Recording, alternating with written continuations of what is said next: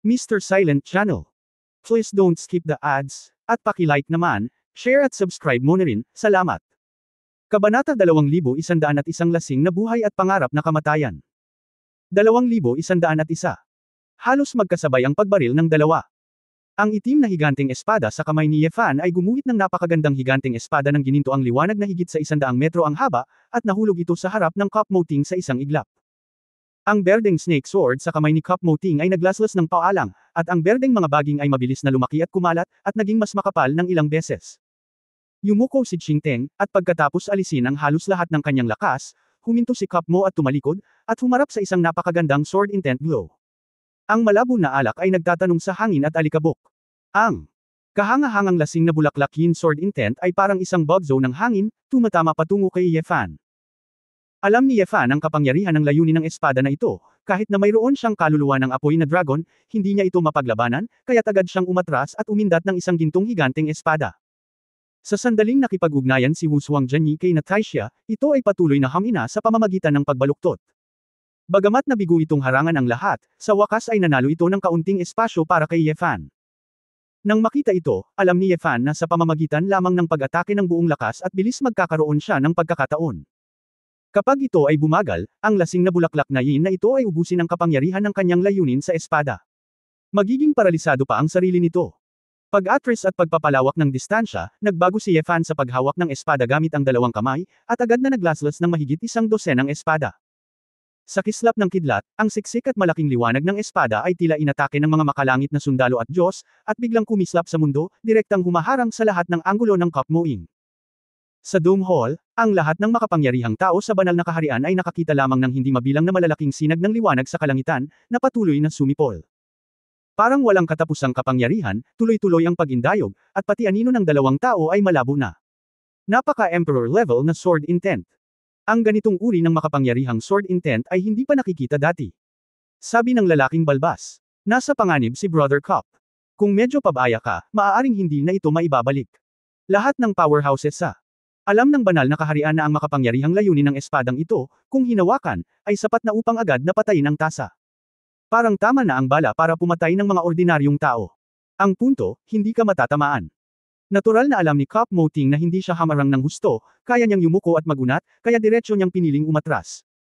Habang umaatras, ginamit niya ang kanyang sword intent para ubusin at pilipitin ang opponent's iba ni Yefan. Ang Green Snake Sword ay umaalon na may napakarilag na alon, na may kagandahan ng pagsakop sa katigasan ng may lambot. Ang grupo ng gininto ang liwanag sa himpapawid ay may napakaraming pangibabaw, at tila natalo ang napakahusay na grupo ng liwanag. Gayunpaman, alam ni Yefan na hindi ito isang kalamangan, at ang Cup Moing ay patuloy na nagpapaliban. Nang tamaan ito ng dalawa, alam nilang dalawa kung ano ang kahinaan ng isa. Mas gusto ni Yefan na tapusin ang laban, mas gusto niyang kaladkarin siya pabalik. Dam! Nalaman ni Yefan na para maprotektahan ang kanyang sarili, pagkatapos ng paglayo, ang oras ng reaksyon para sa Cup Moing ay mas marami din. Bukod dito, ang paglabas ng layunin ng espada ay malayo, at madaling, lasing, ni Zuowayin, na nagreresulta sa isang matinding pagbaba sa kapangyarihan. Ang pag-atake mula sa malayo ay katumbas ng paghihintay sa kamatayan. Ang paghusga at pag-aayos sa isang napapanahong paraan sa panahon ng labanan ay espesyalidad ni Yefan. Kinagat ni Yefan ang kanyang mga ngipin at pasimpleng bumitaw. Tingnan sa huli kung ang kanyang sariling espada ang unang pumutol sa ulo ng kalaban, o kung ang kabilang partido ang unang nalasing. Don Chenxing. Umikot-ikot si Yefan, at pagkatapos ay condensed ang sword intent ng Black Giant Sword sa kanyang kamay, marahas niyang ibinato ito. Pagkatapos ng isang galaw, direktang pina-vibrate ni Yefan ang mga pakpak ng espadang kasing laki ng dragon, at isang naka-airbrick na pag-atake ang lumapit. Pagkatapos maglabas ng gininto ang sinag ng liwanag, si Yefan ay sumugod sa napakagandang grupo ng liwanag. Si Cup Moting ay tuloy-tuloy na nag-iisa ng kanyang espada, ang kanyang mukha ay mahigpit na binabayaran ng malaking kabagsikan ni Don Chenxing. Ito ang gusto ni Yefan. Senador Luo Sword Dance. Mayroong higit sa 100 mataas na kalidad na lumilipad na mga espada sa paligid, at hinarap ni Yefan ang tasang katatapos lang digest ng Xiao Changxing, at galit na ginamit muli ang espada. Sa estado ng Sword God Dominance, ang buong katawan ni Yefan ay ganap na sumabog, at ang bilis ng pag-indayog ng kanyang espada ay kasing bilis na ng isang kulog. Ang mga Golden Sword Lights, tulad ng hangin at ulan, ay mahigit 100 metro ang layo sa bawat pagliko, at umindayog pa ng ilang daang metro ang layo, patuloy na kumikislap sa kalangitan ng santuwaryo. Para bang daan-daang lightsabers ang lumilitaw bawat segundo, na hindi na limitasyon ng pag-indayog ng espada na maiisip ng mga tao. Sa Dome Hall, lahat ng makapangyarihang tao sa banal na kaharian ay nakakita ng hindi kumukurap ang kanilang mga talukap. Hindi pa nila narinig ang ganitong uri ng firepower output method, hindi pa nila ito nakita. Ito. Tao ba ang lalaking ito? Ang bilis naman nito. Brother Cup, hindi ba dapat totoo? Sa sandaling ito, ang tagpuan ng lahat ng output ng firepower, ang sentro ng bagyo. Ang ilaw na grupo ng lasing na Flower Yin Sword Intent ng Cup Moting ay nakapaloob sa mas mababa sa ikasampu ng orihinal. Patuloy na sumayaw si Cup Moting sa napakabilis, at patuloy na inakay ni Zui Huayin ang uswang Sword Intent palayo, napalihis, at nagkawatak-watik. Kahit na nalutas na ni Cup Moting ang karamihan sa uswang Sword Intent, ang kanyang katawan ay natatakpan pa rin ng mga galos, na may mga mantsa ng dugo sa kanyang mukha, braso, hita, baywang at tiyan, at maging sa kanyang leeg. Sobrang solemn na ng ekspresyon niya. Nang makita si Ye Fan na inihampas muli ang isang nakasisilaw na gintong higanteng espada patungo sa kanya, isang sinag ng liwanag ang sumilay sa kanyang mga mata. Lumihis. Ang espadang ito. Lumihis. Kahit na medyo malayo, natuklasan pa rin ni Cup Moting ang detalyeng ito. Ngayon na. May dampi ng determinasyon sa mga mata ni Bei Moting, isang backhand ang kinaladkad ang kanyang espada, sa halip na umatras, umabant siya, at biglang lumingon kay Ye Fan ng may nakasisilaw na kinang. Dui Huayin. Lasing na buhay. Pangarap. Ang mga mata ni Ye Fan ay dilat na dilat, duguan ang kanyang mga mata, at siya ay tila nabaliw sa isang iglap. Bang-bang. Marahas na tibok ng puso. Sa susunod na segundo. Blanko ang utak ni Ye Fan, at madilim ang kanyang mga mata. Hindi na tumitibok ang puso niya. Sa hangin, nahulog ang lahat ng lumilipad na espada sa paligid ni Ye Fan. Ang katawan ay nawalan din ng suporta, ganap na naibalik sa orihinal nitong estado, at nahulog mula sa langit. Ang isang braso ng Cup Moing ay pinutol ng huling espada ni Ye Fan, ngunit ang dugo ay mabilis na natigil. Ang simbahan ay nahulog sa isang patay na katahimikan. Sa Dome Hall, lumipad ang isang grupo ng mga Holy Realm Powerhouse patungo sa lugar kung saan natapos ang digmaan. Iniunat ng balbas na lalaki ang kanyang kamay, hinawakan si Ye Fan, sinulyapan siya, kumunat ang noo at sinabing, itong batang ito, magnanakaw ba siya? Paanong nagbago ang hitsura niya, kaya ganito siya? Walang tibok ng puso o hininga. Ang lazing buhay at pangarap na kamatayan, ni Brother Cup ay talagang makapangyarihan. Bagamat tila walang sugat sa kanyang katawan, direkta at ganap niyang natalo ang primordial spirit, pinatay siya sa isang suntok. Sumulyap si Ji Wen at alam niyang patay na si Ye Fan. Idiniin ni Cup Moting ang kanyang braso, ang katawan ng banal na katawan, ang nawawalang braso at ang putol na binti, ay gumaling sa ilang sandali. Nilingan niya ang kanyang ulo at sinulyapan ang bangkay ni Ye Fan, hindi ito isang pagkatalo, ginagawa lang siyang lasing ng tuluyan. Laging lasing, di ba patay na? Tsaka walang magyay gising sa panloloko mo. Ang kadakilaan ay kadakilaan, Kuya Cup, huwag kang magpakumbaba. Napabuntong hininga si Cup Moing, ang Emperor level na Sword Intent ay talagang maihahambing sa Heaven level Sword Intent, ngunit ang kanyang pagkakahawak ay masyadong mababaw, kaya siya ay nanalo sa pamamagitan ng swerte. Bahala ka, sino ang hindi nakakaalam, ang iyong tunay na lakas ay hindi lazing, ngunit lazing, hindi mo pa nasusubukan ang iyong makakaya. Tumawa si Yao Weixian. Tumigil sa pagngiti si Cup Mo at sinabing, Yao Hulo, huwag kang magsabi ng maganda at masunurin, kahit na wala kang sinabi bago ang pagtatasa, hindi mo maibibigay sa akin ang mga benepisyong dapat mong ibigay. Kung hindi, hindi pa tapos sa iyo. Mapait na ngumiti si Yao Weixian, Xing. Talagang pipili ako ng ilang dekalidad na halamang gamot at ipapadala ito sa iyo. Hindi ako nangangahas na utangin ang pabor ng Jiu Jiangxian. Patay na ang mayabang na batang ito, ano ang gagawin sa bangkay na ito? Sa tingin ko ay marami siyang kayamanan, tumaas ang kilay ng balbas na lalaki at ngumiti. Lasing ka, nakalimutan mong galing siya sa angkan ng Shenlong. Hindi alam ng batang ito kung ano ang pagkakakilanlan niya sa Shenlong clan. Mas mainam na huwag hawakan ang kanyang katawan hanggat hindi niya nalaman. Pagkatapos ng lahat, ang layunin ng espada sa antas ng emperador ay tinatayang nasa angkan ng Shenlong. Pambihira. Ang pagpatay sa kanya sa panahon ng pagtatasa ay naiintindihan, ngunit ang pagkuha ng kanyang mga bagay ay mahirap sabihin. Kung hindi natin ito hahawakan ng maayos, natatakot ako na magdudulot ito ng malaking gulo para kay Asgard. Hinaplos ng Beast Saint ang kanyang mouse. Napatay na ni Brother Cup ang Emperor level swordsman. Hindi tayo mas mahina kaysa sa Shenlong clan, at hindi tayo mas mahina kaysa sa Shenlong clan. Nagpout ang balbas na lalaki. Si Xiangang ay walang pagkakaisa ng Shenlong clan, not to mention, kung lumipat ka ng Shenlong clan, manunood ka gaya ng ibang clan. Kahit na ang sagradong kaharian ng mga Shenlong clans na ito sa Paradise of the Heavens, tinatayang hindi sila masisiyahan, sabi ni Ji Wen. Ilang iba pang mga banal na lugar ay kinundena ang balbas, huwag magdulot sa kanila ng hindi kinakailangang problema. Napangiti ang balbas na lalaki at sinabing, nagbibiro lang ako, bakit ang seryoso mo? Anong sabi mo? Patay lahat, kaya itapon mo na lang. Bakit hindi mo ibalik sa kanila ang bangkay at hayaan silang harapin ito, kaya wala itong kinalaman sa akin? Kahit na ang Shenlong clan ay hindi nasisiyahan, ang batang ito ay mayabang at humingi nito ng mag-isa. Iminungkahi ni Yao Weixian, hinahaplos ang kanyang balbas. Napatingin ang lahat kay Phillips, at hinaplos ng matandang salamangkero ang labi ng kanyang sombrero at sinabing, gawin mo lang. Kabanata 2102 Maagang Tagsibol. 2102 Ang araw ay sumisikat sa maaliwalas na mga bintanang mula sahig hanggang kisame ang taas at bumabagsak sa malamig na tono na kwarto, na nagdadala ng dampi ng init ng unang bahagi ng tagsibol. Sa bedside table, ang air humidifier ay nag-spray ng puting singaw ng tubig, at ang itim na parisukat na orasan na may simpleng disenyo ay nagtik. Bumukas ang pinto ng kwarto, at pumasok ang isang maliit na mabalahibong tigre, tinutulak ang pinto gamit ang mataba nitong talampakan. Ham! Ang maliit na tigre na may chubby na tiyan ay tumakbo papunta sa malaking kama sa bahay, ibinagsak ang sarili sa kubrekama, at tumingin sa natutulog na lalaki na may pananibik sa kanyang mga mata. Banto! Sumunod ang matabang babae na may star hairpin, umakyat sa kama, at binuhat ang tinapay, huwag kang tumakbo ng mabilis, kapag may nabasag ka ulit, papaluan ka ni nanay. Aw! 2 beses na tumawag si Manto, nakatingin sa lalaki sa kama, medyo madilim. Banto, miss mo na rin si tatay, di ba? Naiisip din ni Tuan-Tuan. Pero sabi ni nanay, natalo ni tatay ang malaking masamang tao, kaya pagod na pagod siya, at kailangan niyang matulog ng matagal para magising. Well. Oo, 1 taon halika, Manto, gaano katagal bago magising si tatay? Si tatay ay isang dakilang bayani sa mundo, tiyak na majay gising siya, di ba? Ay! Hinaplos ni Tuan-Chuan si Manto na may malungkot na ekspresyon. Tumingin sa ama na nakahinga ng maayos, ngunit tila mahimbing na natutulog, at ganap na hindi tumutugon. Tuan-Chuan, Manto, bakit ka na naman bumangga sa kama? Huwag mong hawakan ang infusion tube gaya noong nakaraan. Pumasok ang isang payat at matangkad na babae sa puting damit na may maikli at nakakapreskong buhok, na may hawak na tray na may ilang espesyal na ginawang pagbubuhos. Si Tita Yuner, Tuan-Chuan at ang mga steamed buns ay napakaingat, hindi sila nasira. Mabilis na niyakap ni Tuan-Chuan ang matabang tigre mula sa kama.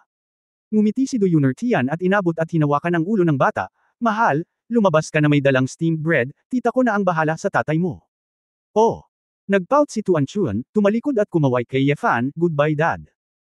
Matapos lumabas ang babae at si Fat Hu, unti-unting nawala ang ngiti sa mukha ni Du Yuner, at tumingin siya sa lalaki sa kama na may malungkot na tingin. Brother Ye Fan. 370 araw na ang nakalipas, bakit ang tagal mong natulog?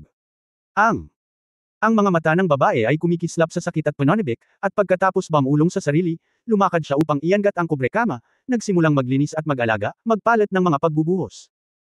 Makalipas ang mahigit 1 oras, katatapos lang ni Du Yuner sa kanyang trabaho ng makar inig siya ng mga yabag sa labas. Yuner, Ate Su, ang aga mong bumalik ngayon. Lumingon si Du Yuner at nagtatakang nagtanong. Si Su Qingzhou ay nakasuot ng aqua blue sweater na may maliwanag na dilaw na Amerikana, at may dalang bag sa kanyang kamay. Obviously, dumating siya sa kwarto pagka-uwi niya. Well, walang gaanong bagay sa unang buwan. Malaki ang naitulong ng senior sister, Shanshan at Sally Ye, at wala akong dapat ipag-alala. Inilagay ni Su Qingzhou ang kanyang bag sa isang gilid ng kabinet, tumingin kay Ye Fan na natutulog, inabot at marahang hinaplos ang noo ng lalaki, malalim ang emosyon sa kanyang maningning na mga mata. Alam mo ba na napakaraming tao sa gulo na ito? Naglilinis ako para sa iyo, kaya nag-atubili akong gumising. Makasarili na multo.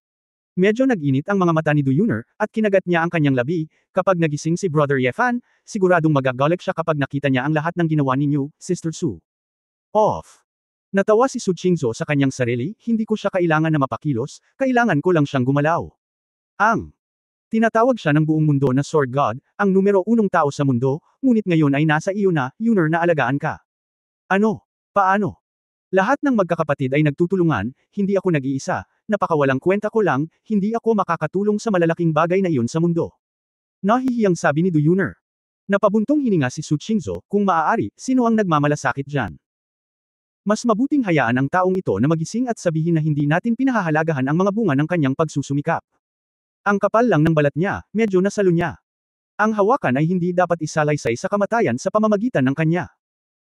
Napangiti si Du Yuner, at sa sandaling ibinaba niya ang kanyang ulo, sa gilid ng kanyang mga mata, bigla niyang napansin na biglang nanginginig ang isang daliri ng lalaki sa kama. Ilipat. Nanginginig si Du Yuner. Nagtaka si Su Qingzhou, ano? Tuwang-tuwang tinuro ni Du Yuner ang lalaki sa kama, Sister Su. Nakita ko ang mga daliri ni Brother Ye Fan. Gumalaw ang mga daliri. Agad na tumalikod si Su Qingzhou at inabot ang kamay upang hawakan ang palso ng lalaki, nakiramdam sandali, sumimangot at nagsabi, parang walang nagbago. Habang pagkababa ng boses, biglang hinawakan ng malaking kamay ng lalaki ang wrist niya. Ah! Bulalas ni Su Qingzhou, ngunit pagkaraan ng ilang sandali ng pagkagulat, bigla siyang natuwa. Asawa! Dahan-daang binuksan ni Ye Fan ang kanyang mga mata. Bumantong hininga ang lalaki. Sa harap niya, may puting kisame, at dalawang magagandang mukha na umiiyak na sa tuwa. Princess, bakit ka nandito? Yuner. Bakit? Bakit ka nandito, Yuner? Hindi napigilan ni Su Qingzhou na panasan ang kanyang mga luha, at napangiti ng may ngiti, sinungaling. Kung sa tingin mo ay tinatawag mo akong prinsesa, hindi kita isisilang. Galit ka ba? Nahihilo ang ulo ni Ye Fan, at unti-unti niyang napagtanto na may mali. Ako, nasaan ako? Nang makitang uupo na ang lalaki, dali-dali siyang tinulungan ni Su Qingzhou. Mag-iingat ka, mahigit 1 taon ka nang hindi gumagalaw, kamusta ang katawan mo? May mali ba? Tama yan. Yuner, mangyaring makipag-ugnayan kay Chu Yunyao. At si Dr. Roon Aides. Hayaan mo silang dumating dali. Bilasan mo. Tuwang-tuwa si Su Qingzhou kaya hinimok niya si Du Yuner. Mabilis na tumanggo si Du Yuner, kinuha ang kanyang mobile phone at nagsimulang tumawag. Walang pakialam si Ye Fan sa excitement ng dalawang babae, natulala na siya. Ang silid sa harap niya ay malinaw na kanya sa Huahai Juding Mansion ang kanyang kwarto, kama, kubre-kama, mga pinto at bintana, hangin, ang araw. Lahat ay tunay na totoo. Naaamoy niya ang sarap sa mahalumigmig na hangin, ang bango ng katawan ng mga babaeng nakapaligid sa kanya, at naririnig niya ang nagmamadaling maliliit na yabag. Tunog. Dad, gising ka na. Ang little fat girl at fat tiger ay ibinagsak ang kanilang mga sarili sa kama, at niyakap ni Tuan Chun si Ye Fan at masayang umiyak. Wow! Miss na kita. Tatay. Ay! Pagkatapos mag-alinlangan sandali, iniunat ni Ye Fan ang kanyang mga braso upang yakapin ang kanyang anak at maliit na si Lu Wu, at naramdaman ang tibok ng puso, temperatura ng katawan, at pamilyar na amoy na nagmumula sa dalawang maliliit na katawan. Ang mga mata ni Ye Fan ay hindi maiwasang mamula, dahan-dahan niyang itinaas ang kanyang ulo, tumingin sa kanyang asawa na umiiyak na, ngunit ngumiti sa kanya, at hindi mapigilan ang isang linya ng mainit na luhang bumagsak mula sa kanyang mga pisngi. Asawa, hindi ka ba talaga prinsesa? Oy, pwede mo akong tawaging prinsesa kung gusto mo, at least it sounds better than calling me wife. Galit na tingin ang ibinigay ni Su Qingzhou sa lalaki. Binitawan ni Ye Fan ang bata, tumingin sa kanyang mga kamay, at hinawakan ang kanyang kamay. Parang baliw ang mukha. Kabanata 2103 sequelae. 2103. Wala pang kalahating araw, ang buong Juding Mansion ay puno ng mga sasakyan, at kahit ilang helicopter ang dumating. Ang mga resulta ng pagsusulit ay nagpapakita na ang inyong kamahalan na Sword God ay malusog. Kung tutuusin, mayroon siyang magandang pundasyon, at ang 1 taon ay walang gaanong epekto sa kanya. Hinawakan ni Runida ang na-analyze na ulat ng datos at ngumiti ng may kaluwagan. Si Chu Yunyao, na nakasuot ng puting Amerikana, ay tumingin sa lalaki na may ngiti, pagkatapos ng 1 taon na pagtulog, ano ang napanaginipan mo? Sinabi ni Yuner na tatawagan mo si Su Qingzhou na prinsesa, sa sandaling magising ka. Walang hiya. Bakit walang hiya ang prinsesa ko? Nagseselos ka ba? Sumagot si Su Qingzhou. Nagkaroon ng tawanan sa loob ng kwarto. Isang grupo ng mga pinagkakatiwalaan, pamilyar na mukha, lahat ay tumingin sa lalaki na may emosyon. Nakaupo si Ye Fan sa kama kasama ang kanyang anak na babae sa kanyang mga bisig. Bagamat nakaramdam siya ng katahimikan, nakaramdam din siya ng pagkalito. 1 taon na ngayon pagkatapos ng Doomsday sa Earth. Tinalo niya ang Dharma Queen gamit ang isang espada, at ang lupa ay nakabawi mula sa krisis. Gayunpaman, nakoma din siya dahil sa sobrang pagkonsumo ng Purgatory Sword Demon, na tumagal ng mahigit 1 taon. Bagamat wala na ang Doomsday King, ang ilan sa mga masasamang epekto na maaaring idulot ay magtatagal bago maghilom. Sa nakalipas na taon, binuo ng kababaihan at inferno ang Global Alliance for Reconstruction. Lumahok ang mga bansa mula sa buong mundo, at sa pamumuno ni Su Qingzhou, Sali Ye at iba pa, ginamit nila ang prestihiyo ng Sword God para ibalik ang kapayapaan at katatagan sa mundo. Sa taong ito, naramdaman ng mga tao ang kahalagahan ng mundo, ang kahalagahan ng buhay, at ang kanilang sariling kawalang halaga at kamangmangan. Ang mga bansa ay sinasadyang nagsimulang sirain ang ilang mapanganib na mga sandata na sisira sa ekolohiya, at masiglang ibinalita at itinaguyod ang paggalaw ng paglilinang sa sarili ng tao. Sa pagsisikap ni Nanayan Rujao, Vegna at iba pa, pinabilis ng sinaunang daigdig ng engkanto at ng sibilisasyong pangibabaw ang komunikasyon, nabuhay muli ang sinaunang martial arts, at pumasok sila sa isang bagong panahon ng sibilisasyong magsasaka. Ang tagapagligtas ng sangkatauhan ay nakatulog at hindi na nagising, at ang sangkatauhan ay tila unti-unting napagtanto na kailangan nilang umasa sa kanilang sarili upang protektahan ang kanilang tanging tahanan. Hoy, dakilang bayani, bakit hindi ka magsalita? Lahat ay pumupunta sa iyo mula sa iba't ibang panig ng mundo, kailangan mong magsabi ng ilang salita. Tumawa si Xiao Ziner, na nakasuot ng pulang katad na Amerikana. Tumingin si Ye Fan sa babae at nagtanong, Ziner, nakaligtas ka ba sa parusa? Agad namang namula si Xiao Ziner, Hoy, let you talk. Sinadya mo bang manggulo? Kahit na henyo ka, paano ka magiging napakabilis? Ikanaway ni Ye Fan ang kanyang kamay nang may paghingi ng tawad, ngumiti ng nahihiya, at tumingin kina Ling Yuwei at Nayan Rujiao. Gayunpaman, nalaman ni Ye Fan na nakikita lang niya ang cultivation base ni Ling Yuwei, tila nawalan siya ng kakayahang makita ang lakas ni Nayan Rujiao. Sumimangot si Ye Fan, at nang suriin niyang mabuti, lumubog ang kanyang puso. Sword intent. Nasaan ang sword intent ko? Namutla ang mukha ni Ye Fan, nalaman niyang wala na ang kanyang sword intent golden core. Ang lalo pang nagpang-inig sa kanya ay, hindi man lang niya alam kung paano gamitin ang sword intent. Nawala na ba niya ang mahiwagang perception ng sword intent? Hindi, imposible, paano ito mangyayari? Ibinaba ni Ye Fan ang kanyang mga daliri ng espada ng malakas, sinusubukang pakawalan ang kanyang layunin sa espada, ngunit wala man lang tumugon. Kahit na ang sword god ring sa kanyang kamay ay hindi na magagamit. Nang makita ang takot sa mukha ng lalaki, si Su Qingzhou ay nagmamadaling humakbang pasulong at hinawakan ang kamay ng lalaki, asawa. Asawa, huminahon ka. Masyadong malaki ang halaga ng iyong pakikipaglaban sa Dharma King of the Doomsday, kaya maswerte kang nakaligtas. Kahit na mawala ang iyong sword intent, at least nandyan pa rin ako at si Tuan Chuan, lahat, at ang mundong ito. Wang, makakaasa ka, mula ngayon, paprotektahan ka namin, mariing sabi ni Sally. Divine Wrath. Sina Azazel, Asmodeus, Murphy at iba pang mga kapatid na Inferno ay lumuhad sa isang tuhod, na may tingtay na mga ekspresyon sa kanilang mga mukha, na nanunumpa sa kanilang determinasyon.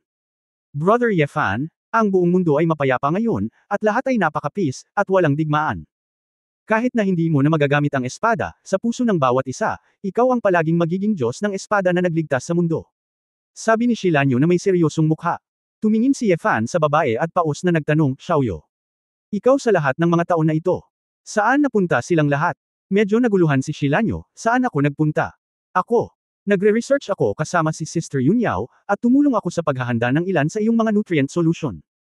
Ye Fan, wala na ang sword intent, pwede ka na ulit mag-practice, don't worry, andito sina mama at papa, walang gustong manakit sa'yo. Si Niewuyo, na nasa side, napaiyak na lang. Sa oras na ito, namumula ang kanyang mga mata, at inabot niya ang kamay ng kanyang anak. Lumingon si Ye Fan na nalilito, Nay.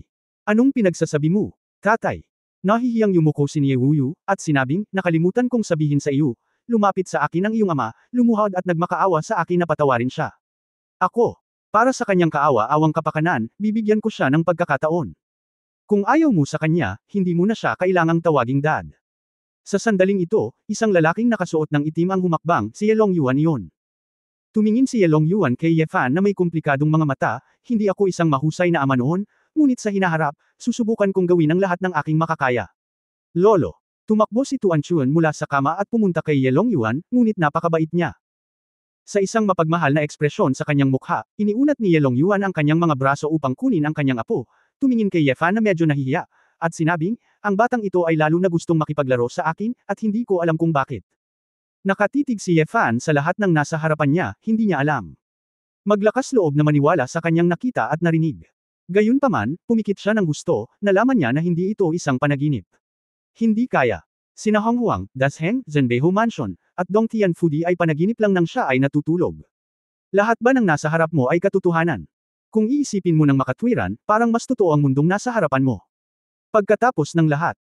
Pagkatapos ng 50 taong tulog, napunta ako sa isang hindi pamilyar na mundo, kung ano ang Emperor Xuanyuan, Qi Yu, Suzaku, at iba pa. Ang lahat ng iyon, sa kabaligtaran, ay tila ilusyon, tulad ng isang panaginip. Sa sandaling ito, biglang naramdaman ni Ye Fan na may isang pares ng ang malamig na mga mata ay nakatingin sa kanya. Pagtingala niya, nagulat siya at namutla ang mukha niya. Isang lalaki na kamukhang kamukha niya, ngunit may malupit at walang awa na ekspresyon, ay nakatayo sa kwarto, nanunuya sa kanya ng may paghamak. Sino? Sino ka? Biglang tumayo si Ye Fan, pawis na pawis. Lahat ng mga kamag-anak at kaibigan sa kwarto ay nagulat kay Ye Fan, at agad na tumingin sa direksyon na itinuro ni Ye Fan, ngunit wala doon maliban sa TV. Asawa, anong nangyayari sa iyo? Ang magandang mukha ni Su Qingzhou ay namutla, at siya ay labis na nag-aalala. Napakurap si Ye Fan at nalaman niyang wala na ang lalaking katulad niya. Guni-guni. Nanginginig ang mga kamay ni Yefan at itinuro doon, ikaw. Hindi mo nakita. Meron. Meron. Anong meron? Nag-aalalang tanong ni Su Qingzhou. Umupo si Yefan na nakadapa, pinunasan ang malamig na pawis sa kanyang noo, umiling at sinabing, wala. Baka mali ako. Dr. Runida, may sequelae ba? Anong problema ng anak ko? Naghahalusinate ba siya? Nag-aalalang tanong ni Niewuyo. Kinabahan din si Roonidas, at sinabing, ay. Kailangan kong magsagawa muli ng maingat na pagsusuri. Posible talaga, at may mga post-traumatic sequelae. Tutulungan din kita, tingnan ito sa susunod na mga araw, matigas na sabi ni Chu Yunyao. Isang grupo ng mga tao ang nag-aalalang tumingin kay Yefan. Nang makita ang nag-aalalang mga mata ng lahat, umiling si Yefan, ayos lang. Okay lang ako, siguro. Totoong matagal na akong nakatulog, at nahihilo pa ang utak ko. Asawa, mga pinuno mula sa buong mundo, mga matataas na pinuno ng mga malalaking organisasyon, at maraming taong nagmamalasakit sa iyo ay pumunta sa Huahay. Hindi namin ito ma-accommodate sa aming bahay. Lahat ay nasa damuhan sa labas, naghihintay na makita ka. Bakit hindi ka lumabas sa balcony? Halika, kamustahin ang lahat, at pagkatapos ay bumalik upang magpahinga. Pagkatapos ng lahat, lahat sila ay mga taong nagmamalasakit sa iyo, at marami sa kanila ay ang iyong mga matandang kaibigan, mungkahi ni Su Qingzhou. Narinig talaga ni Yefan ang maingay na boses sa labas. Pagkatapos ng lahat, ang kanyang panloob na lakas at katawan ay katulad pa rin ng dati, ang kanyang sensory acuity ay nandoon pa rin, ngunit siya ay ganap na nawala ang kanyang layunin sa espada. Okay, oras na para makilala sila. Pero pagkatapos ng meeting ngayon, hayaan mo akong tumahimik, sabi ni Yefan. Well, for sure, hindi ko hahayaan na masyadong maraming tao ang makagambala sa iyo, kailangan mong magsagawa ng masusing pagsusuri at magpahinga sandali, seryosong sabi ni Su Qingzhou. Tumanggo lang si Yefan at hindi nag-abala pang magpalit ng damit. Nakasuot siya ng pijama at naglakad papunta sa balkonahe. Ang sikat ng araw sa unang bahagi ng tagsibol, na nagniningning sa mukha ng lalaki, ay mainit at napakatotoo. Tumingin si Yefan sa damuhan ng hindi binibilang ang mga mukha ng iba't ibang kulay ng balat, nakangiti at kamakaway. Biglang, sa labas ng Juding Mansion, nagkaroon ng pangmatagalang panatikong palakpakan at palakpakan. Naramdaman ang mga mata ng paggalang at paghanga, at narinig ang mga pagpapala at pasasalamat mula sa kaibuturan ng kanyang puso, naramdaman ni Yefan ang kaunting init sa kanyang puso. Kahit na ang pagkawala ng sword intent ay isang dagok, ngunit kung ito ay ipagpalit para sa isang mas magandang mundo, siguro sulit ito. Huminga lang ng malalim si Yefan at medyo nakahinga ng maluwag. Biglaan, ang figure na kamukhang kamukha niya ay muling lumitaw sa damuhan. Ang malamig at mayabang na lalaki ay ninisyan siya ng may pang-aalipusta, nanunuya, puno ng kabalintunaan. Nang inag si Yefan, kumurap ng husto, at tumingin muli. Ang lalaki, nawala ulit. Kabanata 2104 ang unang panaginip. 2104. Isang mainit at pinong kamay ang marahang humawak sa palso ni Yefan mula sa likod. Lumingon si Yefan at nakita si Su Qingzhou na may nag-aalala at nag-aalalang ekspresyon. Asawa, nakakita ka na naman ba ng anumang guni-guni? Nababalot ka ng malamig na pawis. Nag-aalalang sabi ni Su Qingzhou. Huminga ng malalim si Yefan at ngumiti ng mapait, ako. Parang mayroon akong mahabang panaginip. Ayos lang, kakagising ko lang, pero lagi akong hindi komportable, pumunta tayo sa pinakamahusay na psychiatrist para humingi ng tulong. I diagnose ito. Marahil ay maaari mong ayusin ang ilang mga bagay, at wala ka. Sabi ni Su Qingzhou. Tumanggo si Yefan, iniunat ang kanyang kamay at niyakap ng mahigpit ang babae. Miss na kita. Well, nang makita ang eksenang ito, ang damuhan ay sumabog sa mainit na palakpakan at tagay muli. Makalipas ang 3 araw, kumalat na sa buong mundo ang balita ng paggising ng Sword God. Ang mga tao mula sa lahat ng mga bansa at rehiyon ay kusang nagsimula sa pag-ikot pagkatapos ng mga aktibidad sa pagdiriwang. Ang isang malaking bilang ng mga mananampalataya ay nais pang maglakbay sa Huahay magdamag. Sa kabutihang palad, pinangunahan ni Shuling siya ng tagadala ng espada upang hikayatin sila, kaya walang malaking pinsala sa stampede. Kasabay nito, ang Huahay Qingshan Lake, sa isang pakpak ng Lingyun Temple. Green lamp sinaunang Buddha, usok pagkukulot. Ang kulay ay hindi naiiba sa kawalan, at ang kawalan ng laman ay hindi naiiba sa kulay. Hindi mahalaga kung ang donor ay nakikita ang panig na ito ng mundo, o ang malawak na sinaunang panahong mundo. Ang lahat ng mga kulay at lahat ng mga phenomena ay inihayag ng likas na katangian ng donor. Dharmagate, ang dalawang mundo ay tila magkaiba, ngunit sa katunayan sila ay iisa. Kapag ang tubig ay may hangin, lumilikha ito ng mga alon. Ang donor ay walang sakit sa puso, ito ay obsessive lang. Sa futon, isang bikuni na may kulubat na mukha ang nakatiklop ng kanyang mga kamay ng nakangiti. Si Yefan, na nakaupo sa tapat, ay tahimik na tumanggo, salamat, guro, sa pagsasabi ng isang salita. Jin Aisang ang nangangarap. Ang umiling si Bikuni, ang kaawa-awang madre ay walang iba kundi isang idol cloud at wild crane. Sa harap ng benefactor, tulad ng santo na Nagel iligtas sa karaniwang tao, ang walang kwentang bagay na ito ay walang halaga. Hindi rin maganda. Ginawa ko lang ang dapat kong gawin. Ibinaba ni Yefan ang kanyang ulo at natawa sa kanyang sarili. Kung hindi ako mapupunta sa impyerno, sino man ang mapupunta sa impyerno, ang nag-donate ay nagsasakripisyo ng kanyang sarili upang maging isang kabaitan, at nakamit niya ang dakilang kabutihan. Itinaas ni Yefan ang kanyang ulo, ang kanyang mga mata ay kumikislap, ang kanyang mga kamay ay nakatiklop, amataba. Lumabas ang dalawa sa wing room. Sa looban sa labas, naghihintay si Duyuner kasama ang kanyang ina, si Duyunsheng. Guro, mahirap para sa iyo na pumunta sa Huahay. Yumuko si Duyunsheng nang may paggalang sa monghe. Umiling ang monghe. Bakit ito nasabi ni Miaoyan, inililigtas ng inyong kamahalan na espada ng Diyos ang mga karaniwang tao gamit ang kanyang sariling kapangyarihan, at ang kawawang madre ay nakakapagsalita lamang ng ilang salita, ano ang mahirap na trabaho? Ang bikshuni na ito ay ang gurong si Duyunsheng ay sumamba pagkatapos niyang maging monghe, at bihira rin siya sa Xia Kingdom.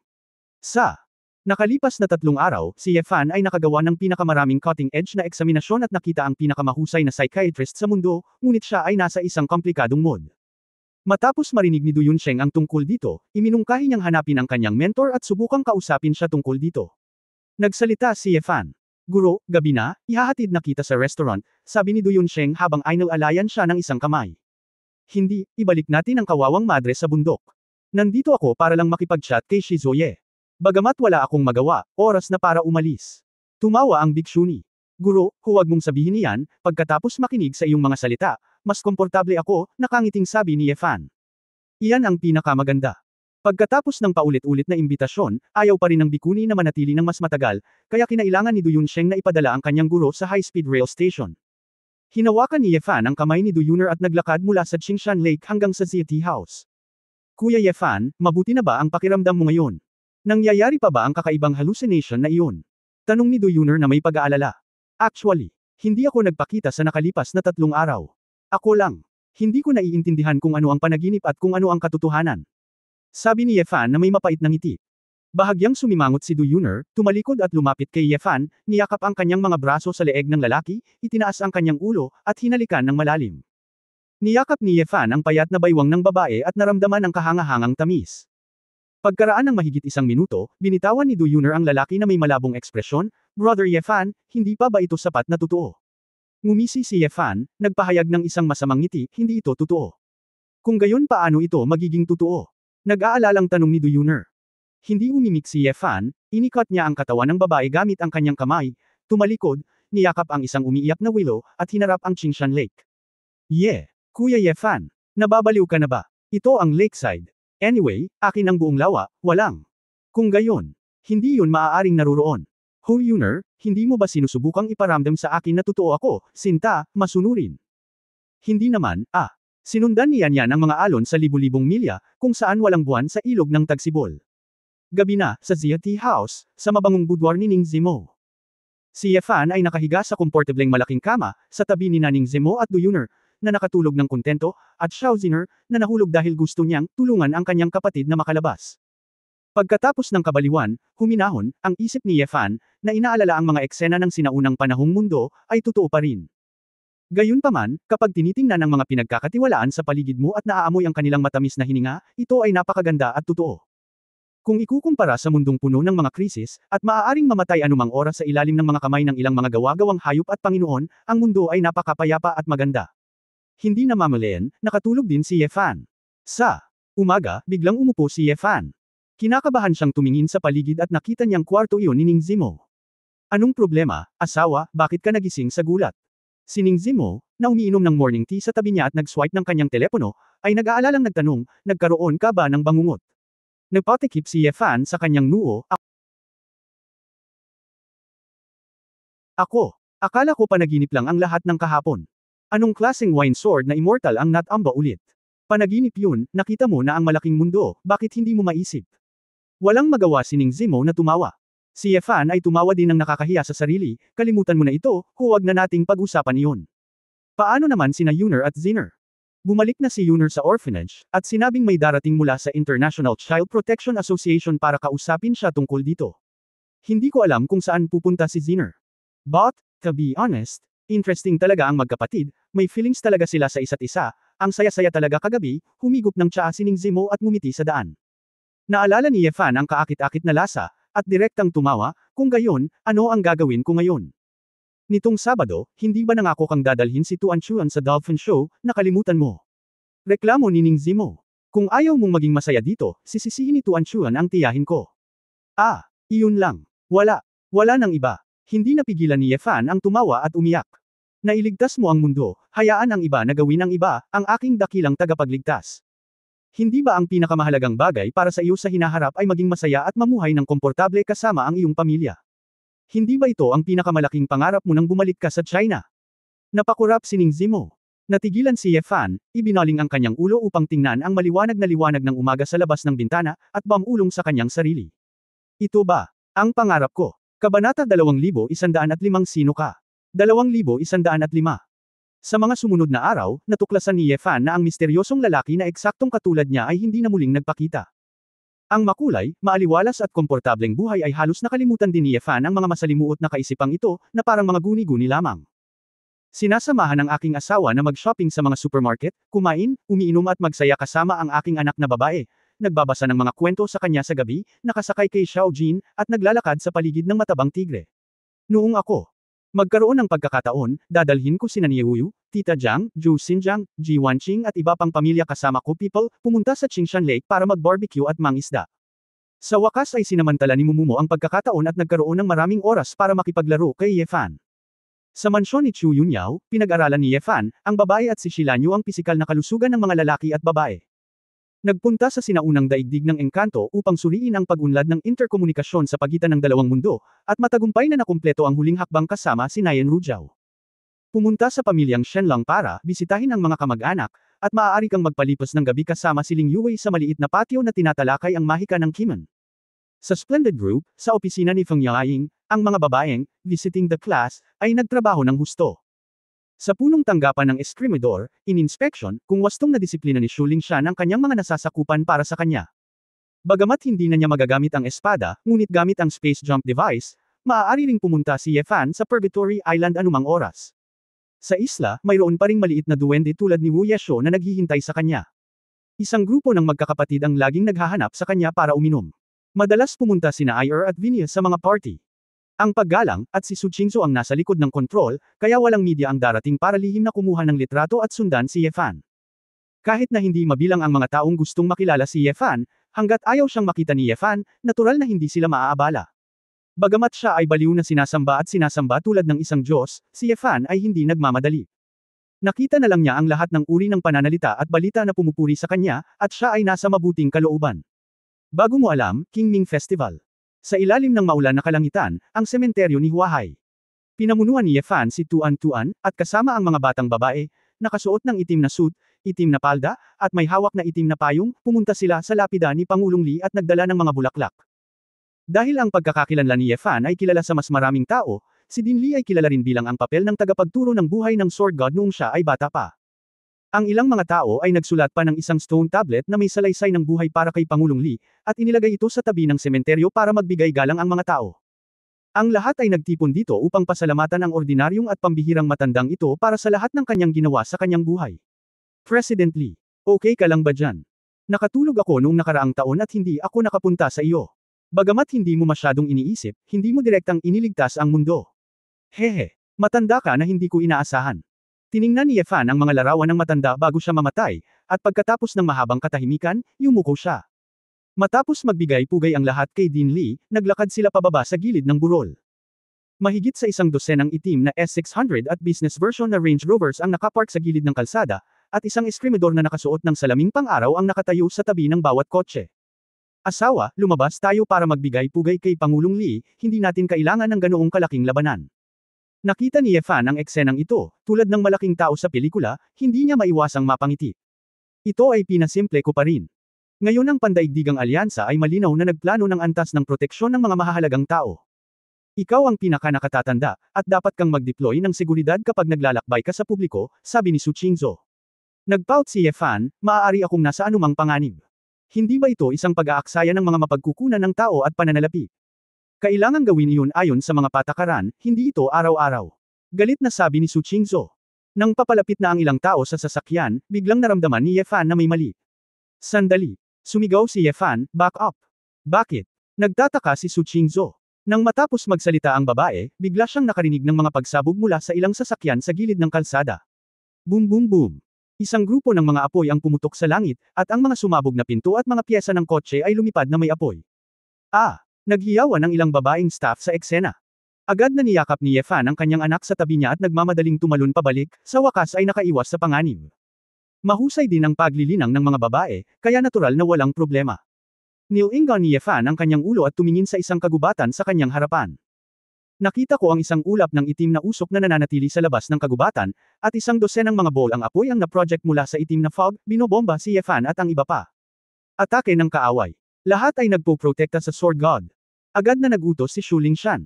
Si Ye Fan ay sobrang kalmado, nakikita niya ang pag-atake na ito sa isang sulyap, at direktang itinaas ang kanyang kamay. Break ang light sword. Nang gumalaw ang kanyang isip, binalak niyang ipatawag ang natitiklop na light sword at shield, ngunit ganap na nagising si Ye Fan. Ako, wala na akong sword intent. Asawa, sasama ako. Tumayo si Su Qingzhou sa harap ng lalaki, at agad na nagbukas ng isang ice shield para harangan ang ilang bowl ang apoy. Sa tabi nila, sina Nayan Ruzhao, Sali Ye, Xiao Ziner, Wu Yeshu at iba pang babae, kasama ang sword wielder, ay pumunta upang patayin ang itim na ambon. Kasabay nito, ilang mga silhouette ang lumipad palabas ng kakahuyan.